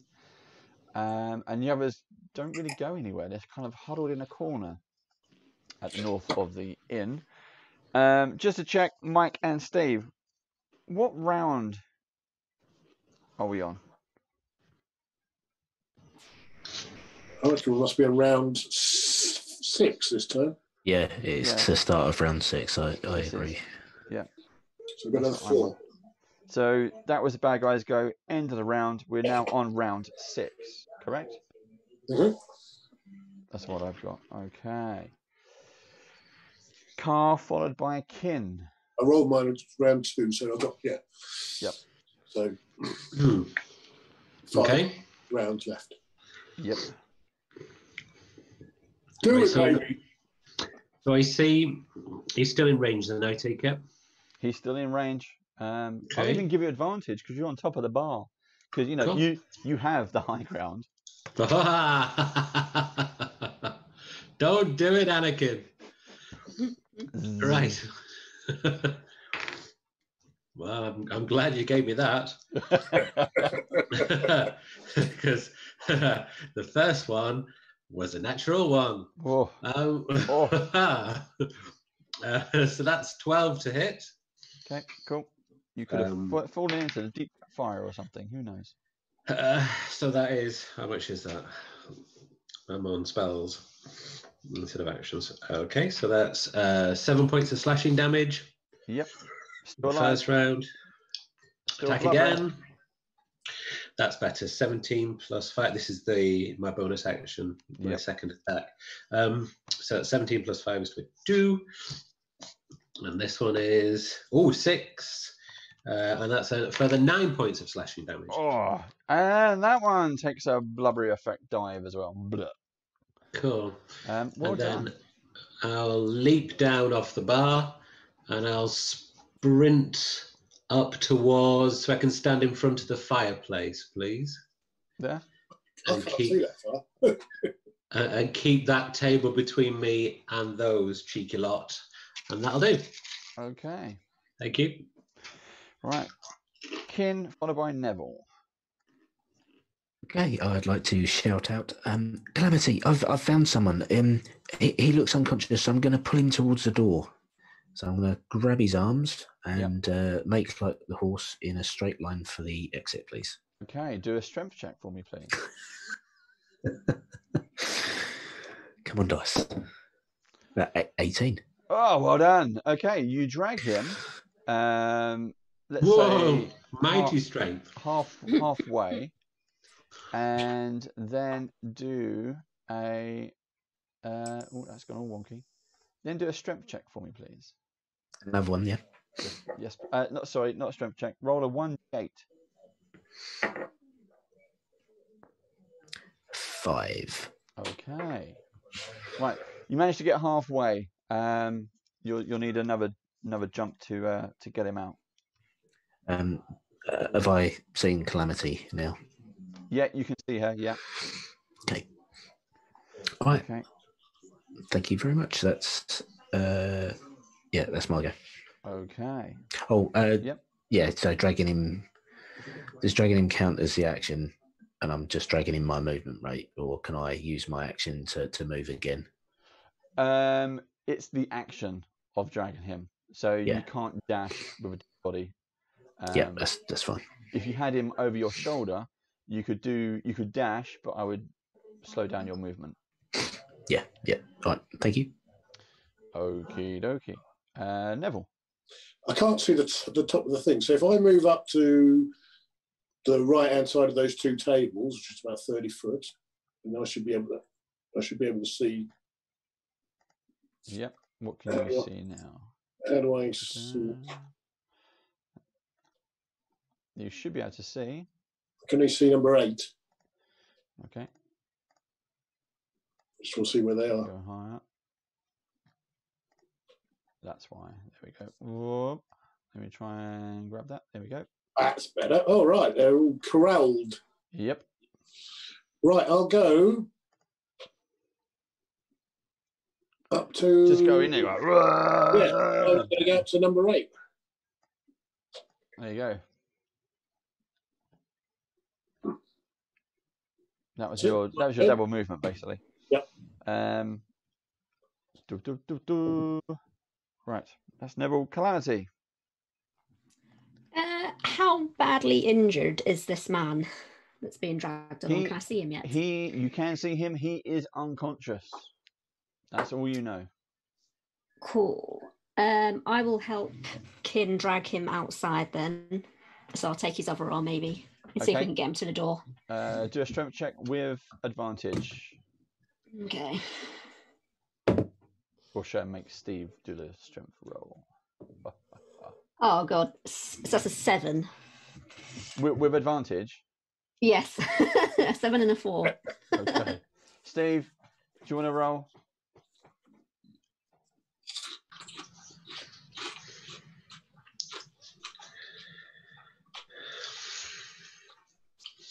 Suddenly realised I was on mute. Yeah. 3. Do I get advantage? No, I was just going to see if you could help. No, you both pull him. You know, maybe his foot stuck on a pole or something. Whatever reason, you both try and drag it. It doesn't help. He doesn't budge that far. I will just kind of try and be a little bit kinder because that's the kind of DM I am. There you go. Boom. A bit closer to the accent. Yeah. Okay. That was Calamity's go. And bad guys go. They've got nowhere else to go. And whatever reason, they're not going down the stairs. They're like Daleks. They can't do stairs up or down. And frantically trying to like blob over at each other, trying to get away. If anything, number 8 tries to just move out of your way. You get attack of opportunity against number 8. 9,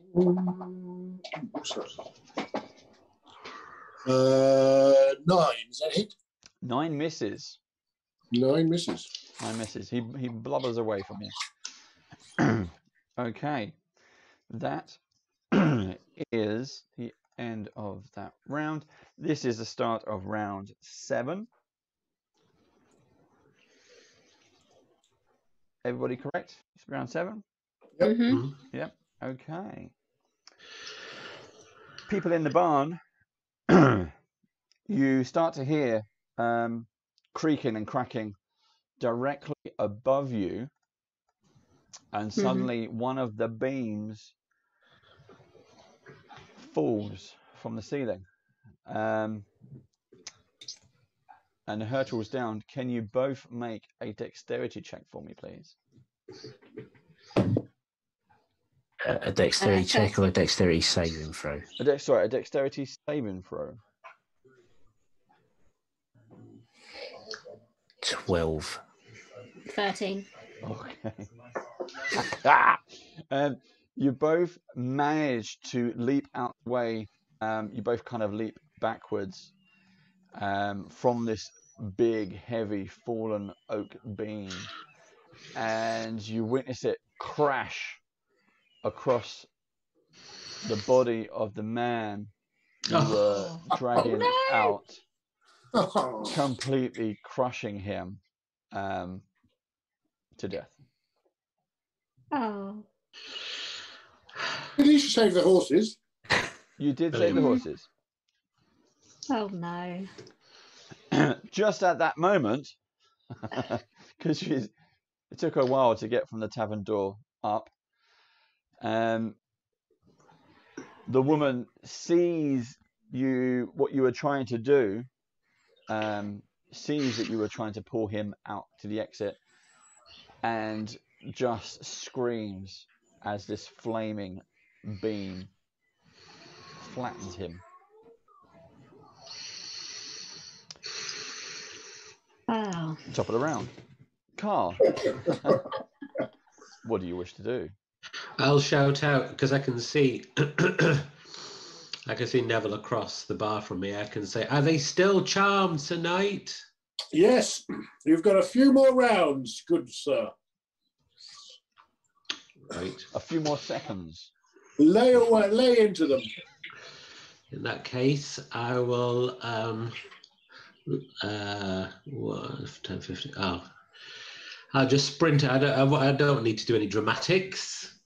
You're close enough. I'll run around the side of the table to engage number 8. Yep. And there'll be some walloping. Go for it. Oh gosh, 5 and 5 is 10. That's happy. Oh, that's happy.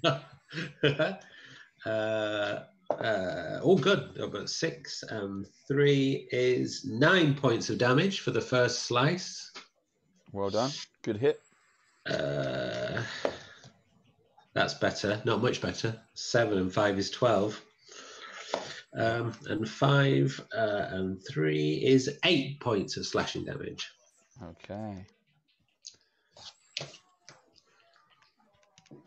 Okay. It's still blubbery, Fair enough.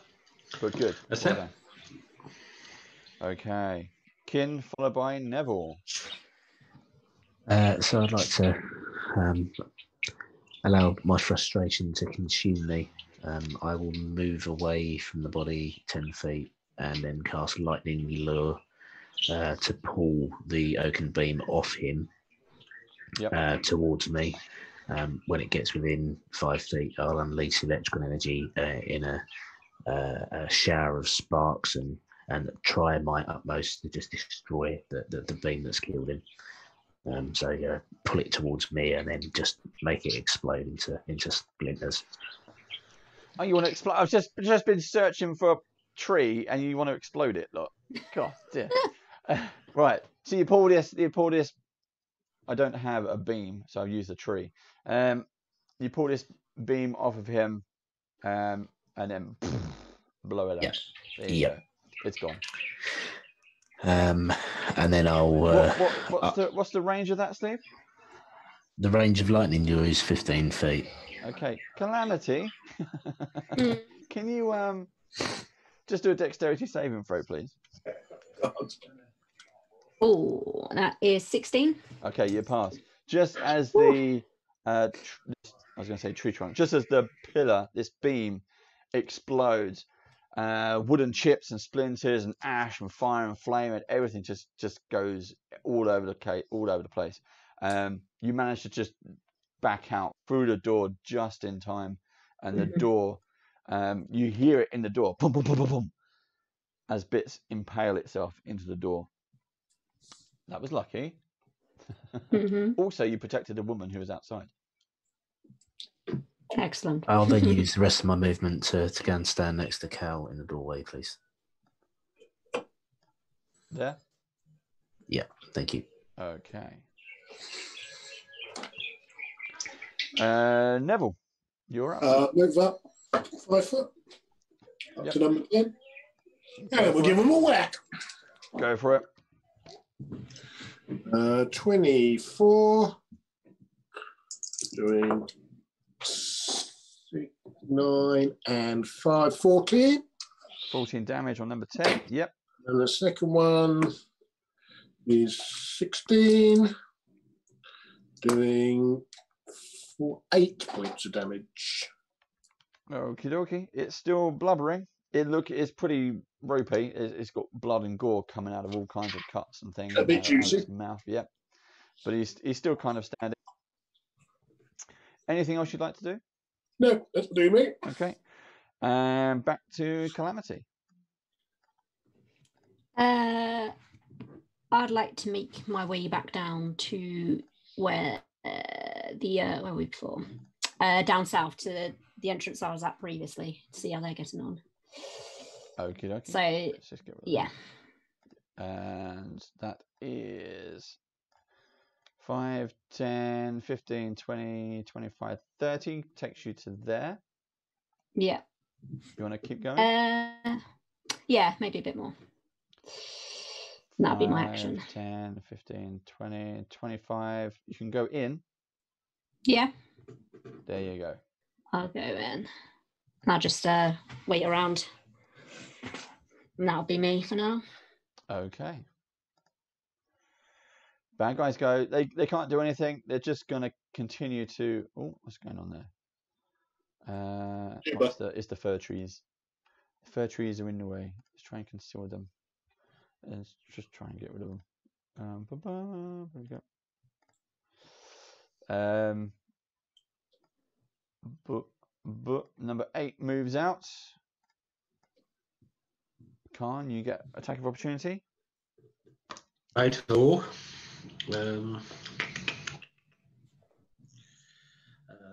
14 plus 5, 19. Yep.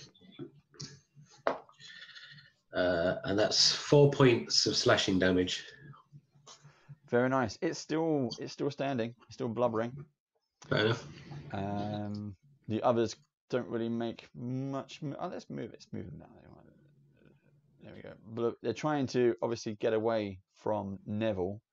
You know this, and they're just trying to go in the easiest direction away. That one comes into your line of fire, but not out of it.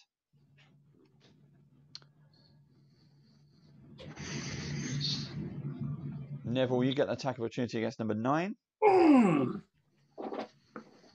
Ooh, critical. Well done. Double damage. Ah, I'm going to smite it as well. Go for it. So, we've got 7 and 15, 18, 21, doubled, 42, plus 7. And then 40, smite on top. Plus 5, plus 47. So 47 points. Okay, so 47 points. What happens when you do smite? It's radiant damage. Okay. So your sword just glows with holy fury. And he takes... And as you kill it, you don't just liquidate this thing. It just... It's going to get messy. Yeah, it kind of like boils from the inside and then explodes. But rather than get covered in gore, it turns to ash. Literally burns with holy fire and turns to ash. There you go. So he is done. Well, and there we go. Okay, next round. This is round 8 I've got here. And top of the round, Car followed by Kin. Okay. So they are surrounding you, but they're not attacking you. Yeah. Number 8 tried to wobble away, didn't it? And I got... It did, yeah. Okay. So I will say, get over here.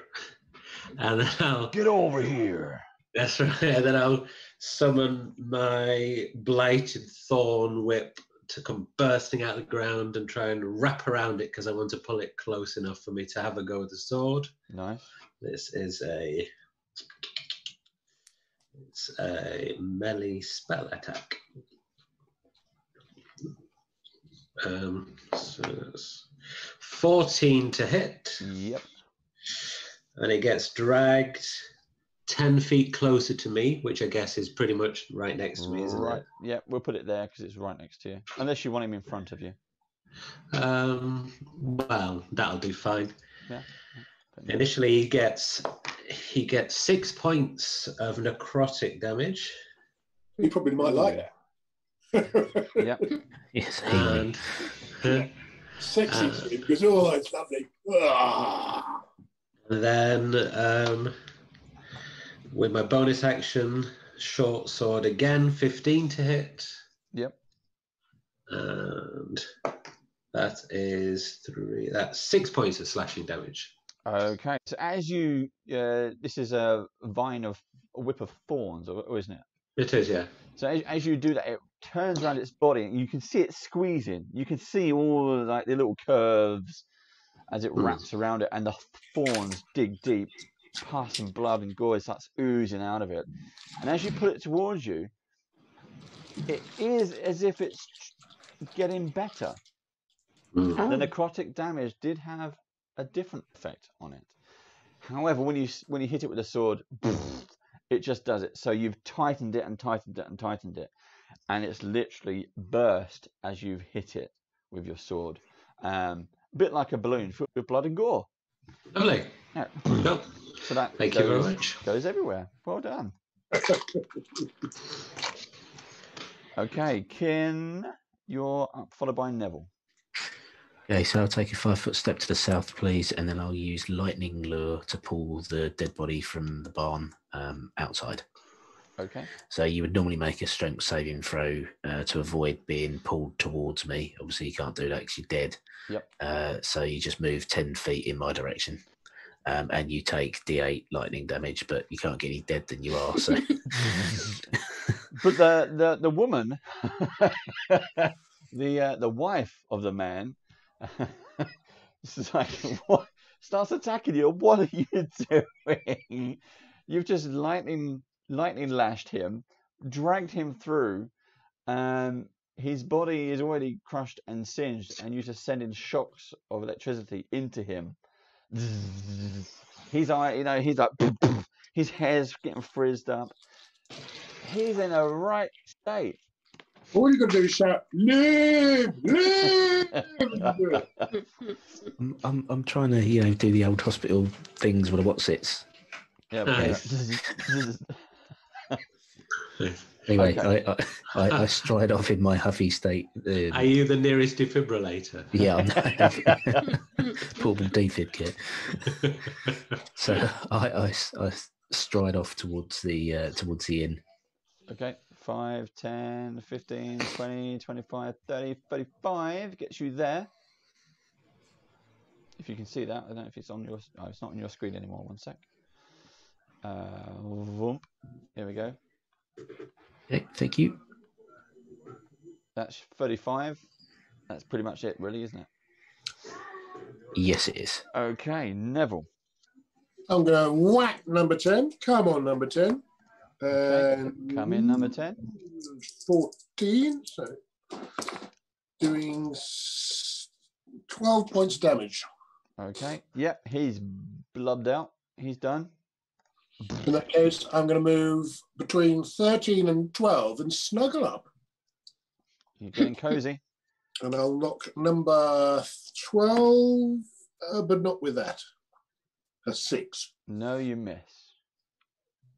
The stench and literally the amount of gore that's all over these floors and your once shiny boots, you slip and miss. Is she going to clear up afterwards?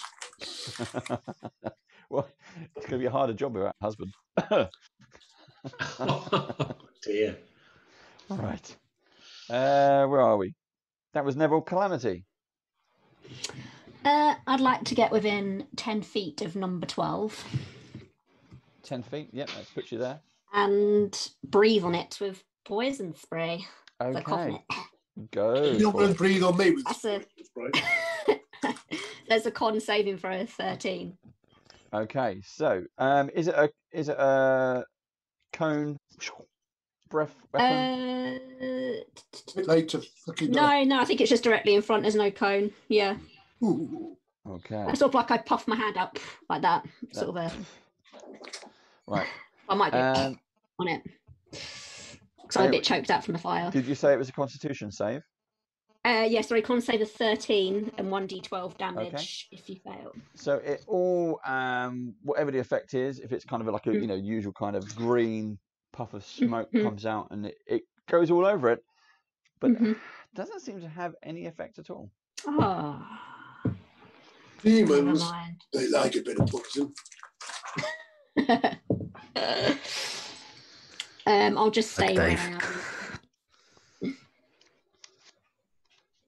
Okay. So you can still move a little bit. Actually, yeah, I might move back a bit, actually, yeah. Okay. So I'll move back towards the door where I was, yeah. Back there? Okay.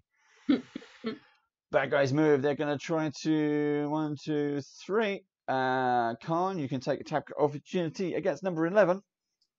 Please. Go for it. 12 plus 17. That is 7 points of slashing damage, please. Yeah, well done. He's got a nasty big red welt across its back. Done. Number 13 is just gonna. They're just gonna leg it now. Comes out to there. Neville, you get attack of opportunity against that one. Number 8. 15, doing 5, 9, and so 14 points. Yep. He's down. Was he already damaged, was he? Actually, no. That was the wrong one. It's because I've got a dead one underneath him. Ah. So I'll move out the dead one. There we go. That's better. All right, 17. 17 damage, yeah? 14. 14 damage. Yeah. Yeah, that killed him. Oh. So, yeah, there we go. Boom. And this one as well. So, number 12, you get attack of opportunity against him. Again? Yep. You are very beneficial. The 12 hits.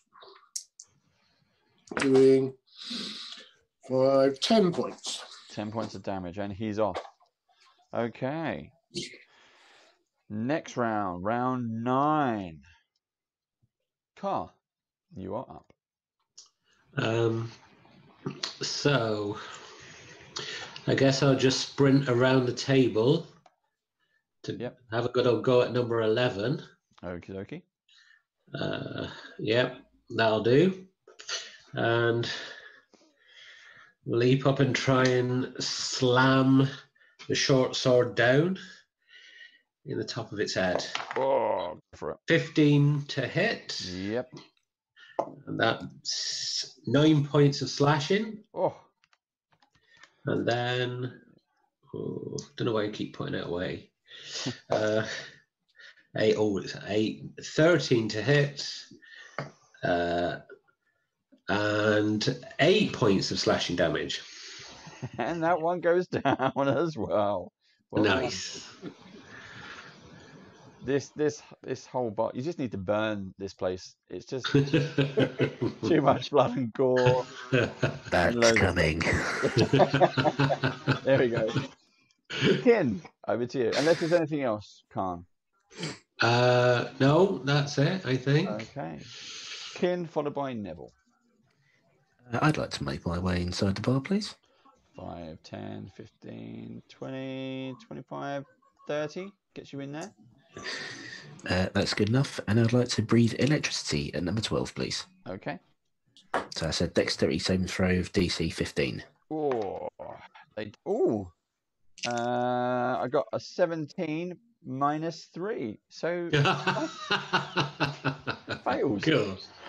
I've rolled a 6, 6, and a 5 on 3d6, so you take 17 damage.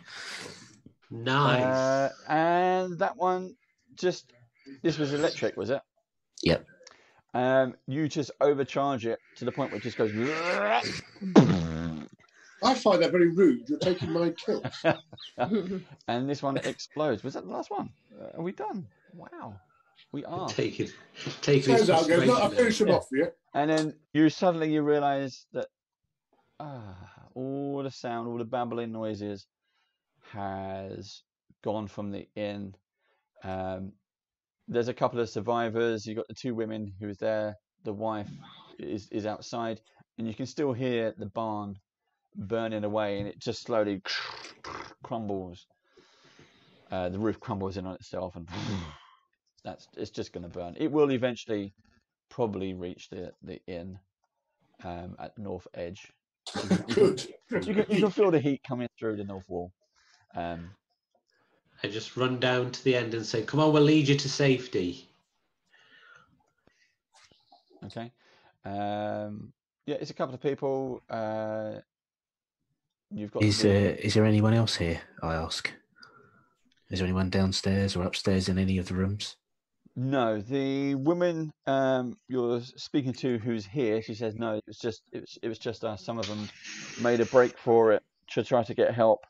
I guess that's you. She looks kind of elven-ish, and then the other woman who owns the place, she comes in, goes directly over to the bar, and behind the bar she pulls out a sword. She checks it, pulls it out from the scabbard, puts it back in, ties it around her waist, and marches on out the door. join the fun. Okay. So we suggest to them they come back to us come back with us to the caravan. Okay. They happily agree. You step outside. Is there any provisions that we can gather up? That's whilst we can. There's not much, but there are a few kind of bits of dried food. There's a couple of sacks of potatoes in the storeroom. You can quite happily take those. You can carry them easy enough. You've got four survivors in total. One of them is the elf woman, and one of them is the owner, if you like. And you take them all back to the caravan. Sad for the loss of your husband, please. Yeah, before we leave, you're gonna zap him again. I am going to zap him again. Yeah. Catherine Frost, darling. We offered to bury there, and I'll do a ceremony. I apologise for not being able to save him. We weren't quick enough, and I've experienced this before, of not being able to save somebody, and my frustration's got the better of me. So I apologise.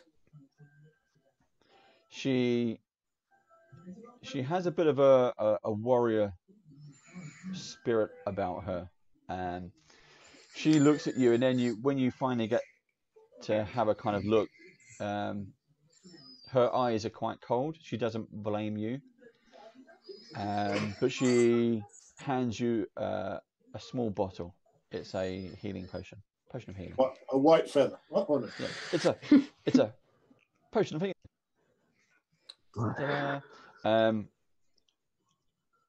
Thank you. The other woman who you rescued explains her name is Volis, and she gives you a bag of a coin pouch containing 20 gold pieces.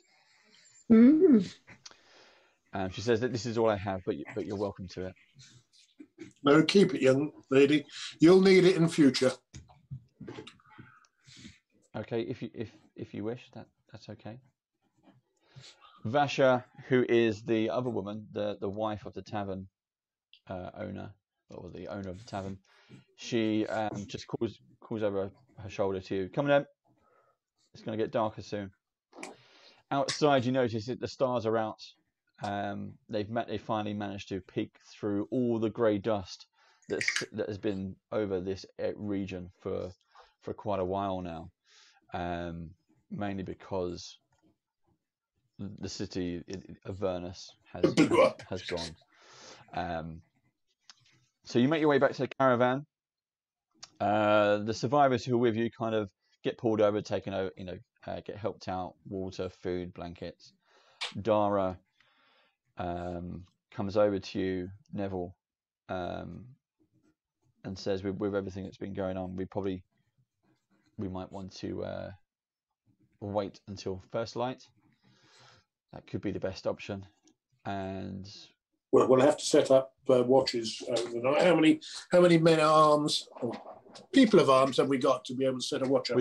We've got a few. In total, we have 28 survivors. Majority are old, young, and injured. Stupid. Yeah, you are our main protectors, if you like, because that's the nature of the story. With that, you can set up watch. It will be a quick break there. You are now 4th level. Oh, blimey, that's cool. So we're going to, for those of you watching at home, thank you very much. We will take a short break, and then when we come back, we will make our Eldritch draw, and someone will win a free custom mini from Eldritch Foundry. Thank you very much. I will see you in a minute or Time. Yeah. Bye-bye. Bye. And for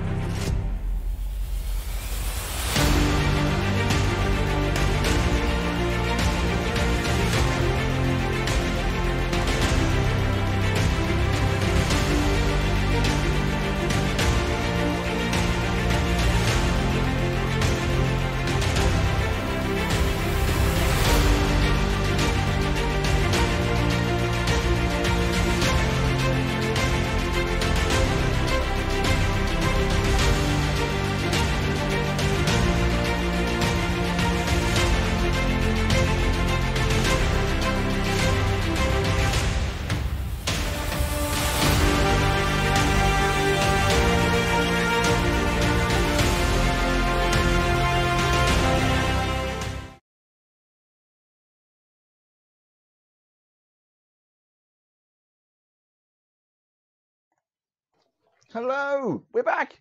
You stayed. Wow. Or you fast forwarded probably because that's what I do. We just kind of go there and you're done. So we're back. We're back for our second half of our second episode of AVERNUS Rising. But first, we have the giveaway. So who shall we make roll the dice? And people can blame that you didn't roll their number. Eeny, meeny, miny, mo. Go on, Lauren. Ladies first. Roll. No, but is she in the draw? Everyone's in the Yeah, draw. I'm in the draw. I'm in the bloody draw. I won. I'm not in the draw. Well, tough. You knew the rules. You can't win it. You're not in it. No, so You I'll can't win it. I'll do the roll, so I'm not in the draw. She doesn't know what number she is, so it doesn't matter. Well, she doesn't. She doesn't know what number she is either. So what I did. What am I rolling? So on YouTube, when you looked at episode 1, you had to put in a code word called Doom. Then I started doing things where every additional thing you did. So if you liked us on YouTube and if you subscribed to us, you got. So like was an extra entry, subscribe was 2 extra entries, and share was 3 extra entries. And then people started liking the Facebook posts and all kinds and stuff on Twitter. It went crazy. So the names where I matched them up, they've all gone into a spreadsheet. We're going to roll a D100. We got less than 100, you know. I think we got, there's about 70 or 80 odd. And then I jumbled them all up, put them in. Lauren, roll some dice and pick one number, and that number is a winner. And I can pick them from my thing. What is this? Clipboard. Let's go. So I'm rolling a D100. Yep. I've got 10. 10. Again? Is that it? 10? Yeah. Of a D100, you got 10? Yep. Okay. The winner is... drum roll, please. Oh, thank you very much. What's Steve doing? Look. Drum rolling, and he was doing the sound effects. It's teamwork. 10 nice and easy. The winner is... Drum roll. Where's the drum roll gone? The winner is... I was going to say... I've written that down wrong. It's Neza Brown, but it's not. It's Jezza Brown. It's Jeremy. Jeremy, who's also a member of Band of Badgers. Well done. You will win this. I'll be in touch. What we need is your email address. Just to send it off to my contact at Eldritch Foundry. It sounds really kind of grand, but it's not. But Brenna, thank you very much. Jezza, I'll be in touch, and you'll get one of these. You get to log into the Eldritch Foundry web-based platform thingy. You make your own custom mini. They'll give you money off voucher, so you don't have to pay for it. They'll even pay for shipping, and then it arrives in the post in a tin with your mini, and you can use this as your hero vault, which is really nice. It's a proper tin. Get some padding in there as well. It's really, really nice. So well done, Jeremy, who is also a band of one of our club members. Band of Badgers is a club. We're based in West Sussex. We now have like 50 members, which is weird. So well done. Helen won our first one. Jeremy has won our second one. Who knows? There might be a third coming soon. Ooh. Well done, you. Well done, Jeremy. Well done. Right, back to the game. So, yeah, caravan. It's Dara has advised that with the wounded you and with the people you've just brought in, it's probably best to wait till first light. You can protect the caravan here. You've got enough people here. What would you like to do? Do we get a long rest out of this? You will get a long rest if you wait till morning, yes. Right. So if we take it in turns to do watches and stuff like that, we can class as a long rest, yep? You will all get a full 8-hour rest out of it, a long rest. It'll be a long rest period. So you get your spell points back, you get hit points back. You've already gone up to 4th level. Who wants to take the first shift? 2 of you at a time. I'll go first. It's is there any? No one wants to be with me. I understand that. I was going to say was I Story of my life. I Story of have my dark life. vision, and Khan Car and Cal don't, do you? No. No. But we do. So We So can't. we we have to need split to up, go don't wanna split onesies, up. don't we? yeah. Cal, can I take a watch with Kim? Because I want to speak to him about something. Is that all right? Yeah, that's all right. And I'm knackered. It's sad, but it's okay. So, well done, sis. And I'm going to go and collapse in some hay somewhere. Okay. Okay, so it's Car and yourself on the second watch, and Cal and Neville on first watch. Okay, Cal and Neville, anything you'd like to do on your first watch? What is it? Was it caravans? How many vehicles are there? You have a list of 28. Dara has told you there's 28 survivors there. You have 6 caravans and a couple of wagons, a few ponies, a couple of horses, and Binky. Can I pass without tracing the both of us, just to make us a bit safer in case anything jumps out on us? You can. Good idea.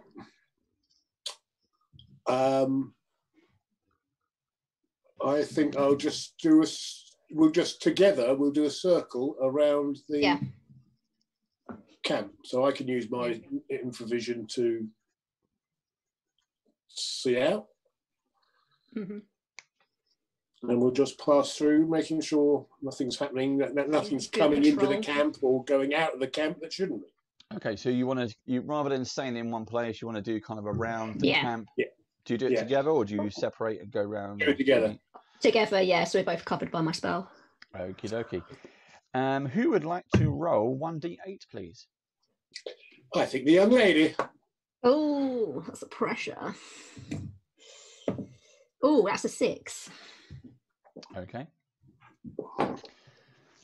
Your shift is uneventful. Okie dokie. Oh, amazing. But well done. Okay, next shift. We'll pass over and we'll explain what we've done. Yep. If the others want to do the same, or do their own thing.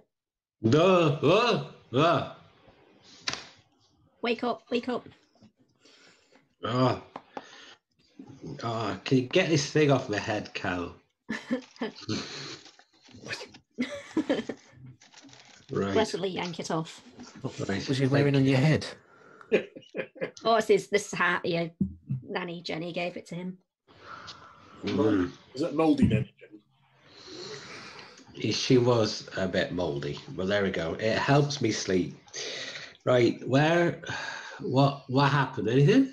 Absolutely all buggered. Nothing. Good. Right.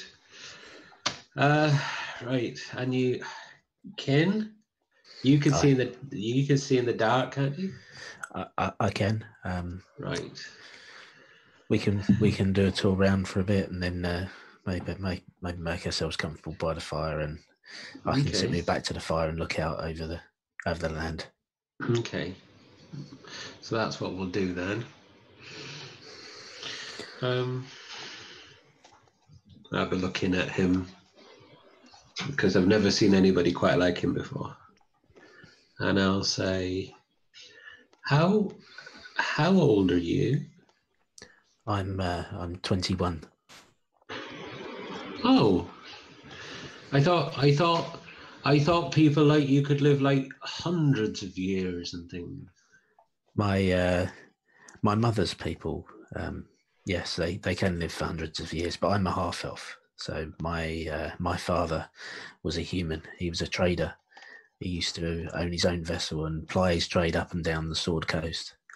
And I believe my mother and father met when he stopped and did some trading at her elven village. I guess I don't really know much about my mother's side of the family. I guess she was an outcast to a certain extent. My memories of them are on the vessel.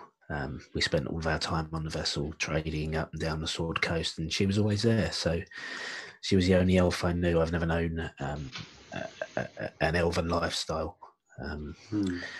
I've seen elves at Candlekeep and some of the other monks' roles, but I was raised mostly in human company. Right. So you've got no mum then, no? I have no parents at all. Hmm. I was raised as an orphan. I can tell you the story if you like.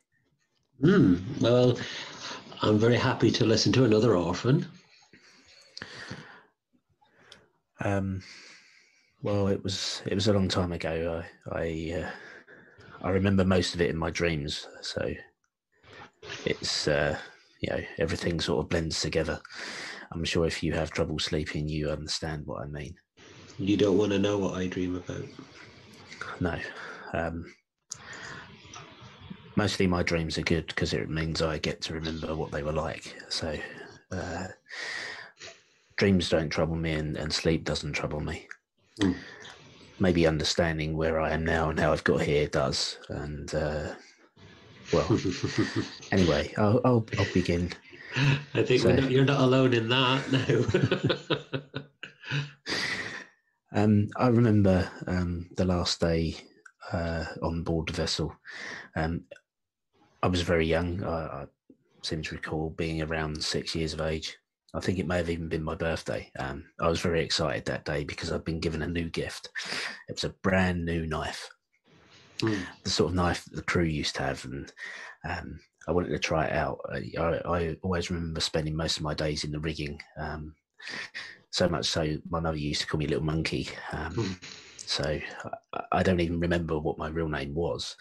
I remember on this day I was up in the rigging. There was a certain spot in the main mast where the crew would always carve their initials, and it was sort of like a rite of passage. So with my brand new knife, I'd spent a few hours whittling away, trying to carve my initials into the main mast, and eventually, I could hear my mother call in, and from the tone of her voice, I knew it wasn't the first time she'd called. And I looked up and I could see, not far away over the horizon, this massive storm front moving towards us.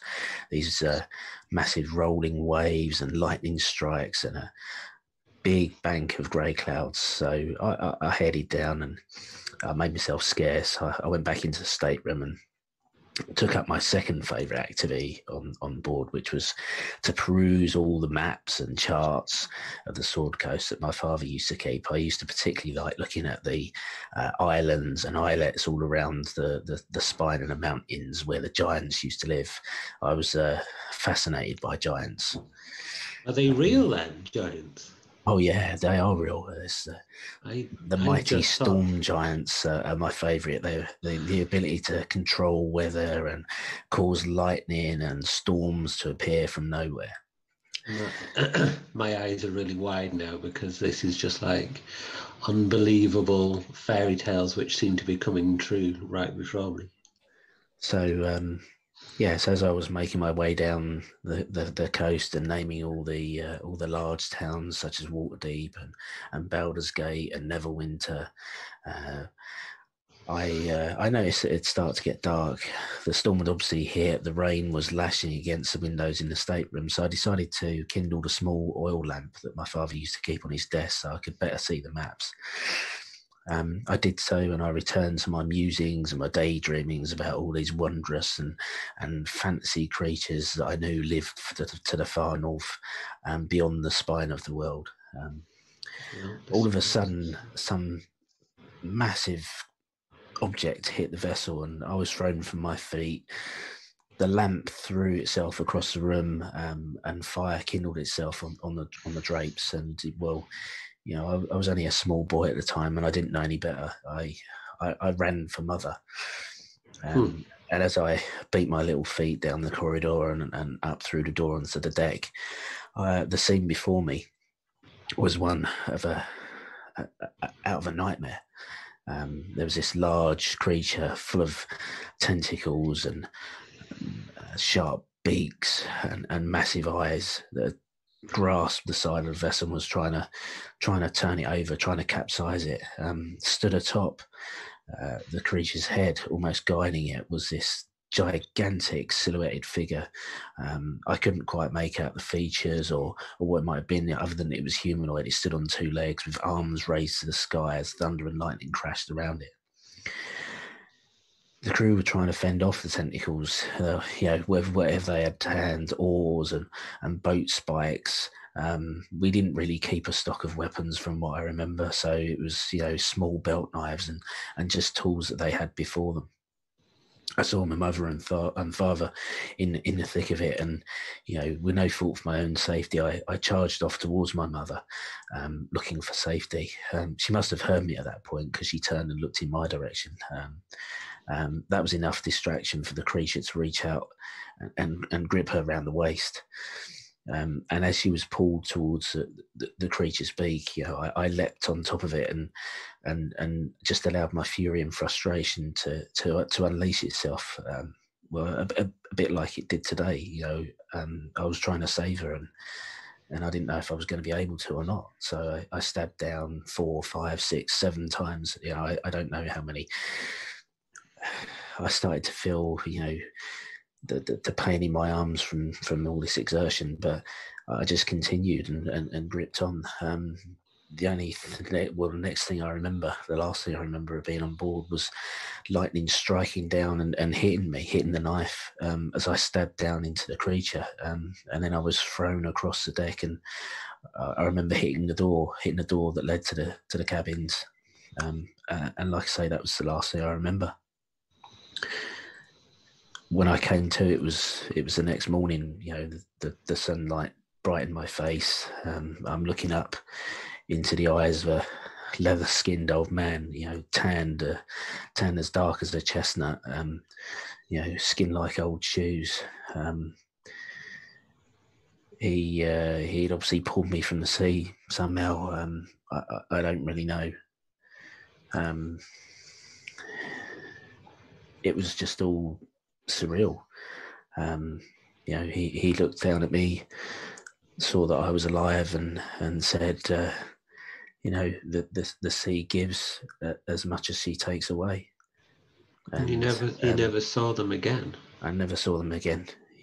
He that's what he said. The sea gives as much as she takes away, and they had taken more from me, but given to him. And I saw that I was surrounded by fat silver fish and wrapped in the net that he'd obviously used to fish that morning. He set the tiller, trimmed the sails, and just sat and stared at me. I unwrapped myself from the net and settled in beside him. We stared off into the distance for a while and didn't say much. He eventually looked down. He was idly swigging from a jar full of this foul-smelling alcoholic liquid, I guess. I don't know. He eventually looked down and could see something in my hand, and as he stared intently at me, I lifted it up and took a look at what it was, and it appeared to be a strip of grey flesh. It was about an inch wide and 3 inches long. It had obviously been ripped from the creature that gripped my mother, as I frantically tried to stab it to free her, and I had obviously clutched it throughout whatever went on next, and throughout the time I was unconscious in the ocean. So he looked at it and he says, whenever a mighty hangover is on me, I always remember the words my old ma used to say. You should always take a bite of the dog that bit you. And as he reached down, took this piece of greying flesh from me and placed it into the jar of half-filled liquid, put the top back on and returned it to me. He said, well, there you go, boy. Now you own the dog that bit you. Maybe one day you'll be able to take a bite back and maybe find some understanding in all of this. Do you still have it? Do you still have that jar? I do. So I take the jar out of my bag and I show Khan. I've never found out what this was, and it's always been a great mystery to me. We sat there for a few hours, and he eventually told me that he was going to take me to Candlekeep, and that the monks and clerics there would give me a good education. They'd make sure I was okay. I didn't need to worry about anything. The final words he said to me was, "They'll treat you like kin." Well, you know, we eventually made dock. He took me to the gate. They exchanged words. The monk at the gate and the old man exchanged some words, and eventually he walked away. He bid me farewell, and I was left there with the monk, who admitted me entry, and you know, they took me in. I remember the monk at the gate asking me what my name was, and the only thing I said was kin. So I guess I have the old man to thank for naming me. You could say that it was that day that I was born to a certain extent.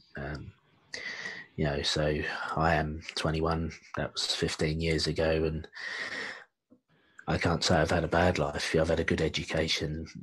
I was always curious, and you know, I was able to satisfy that curiosity at Candlekeep because, if nothing else, it is just a place of learning and knowledge, and growing up in that environment is great.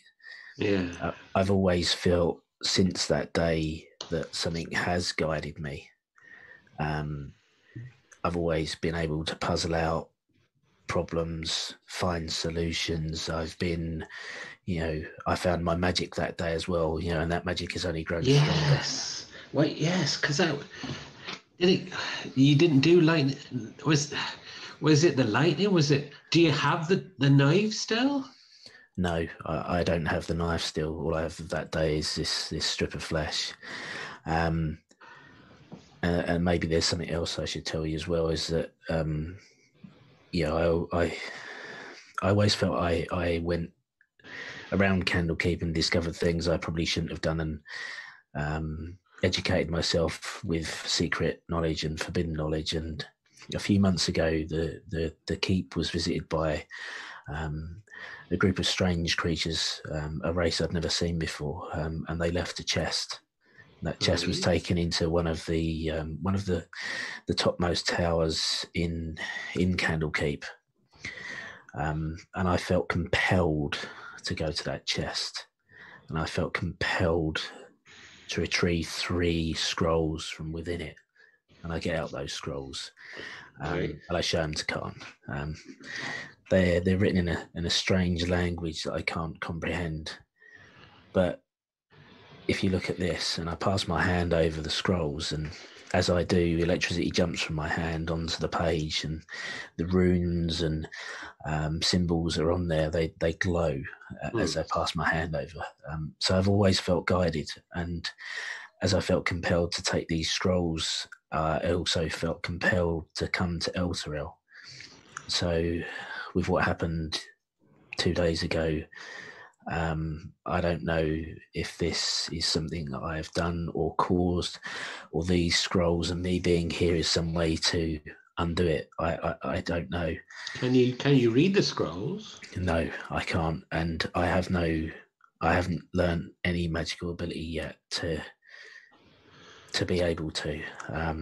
Do you even know what language they're in or something? No, and I know Infernal, and I know many languages, and this is not one that I've ever seen before.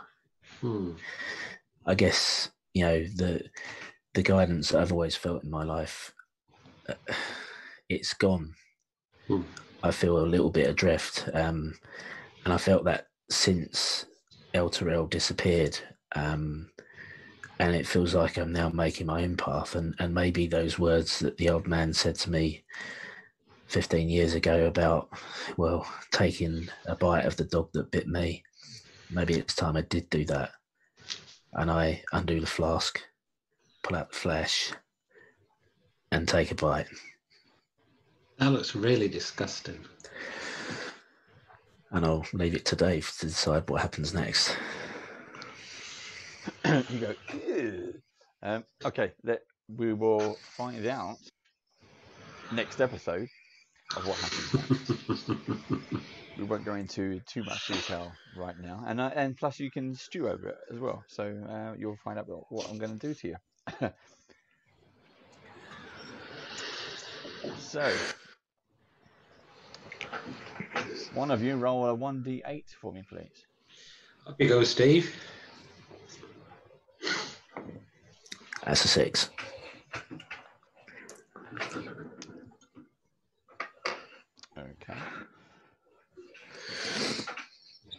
watch passes uneventful, and you see bright morning sun appear. Remember, this is the first night since the city disappeared. So now this is the next morning. You put it in non-stop when it all happened. Dara comes over to you and explains we better get people ready. And where do you want to sit within the caravan?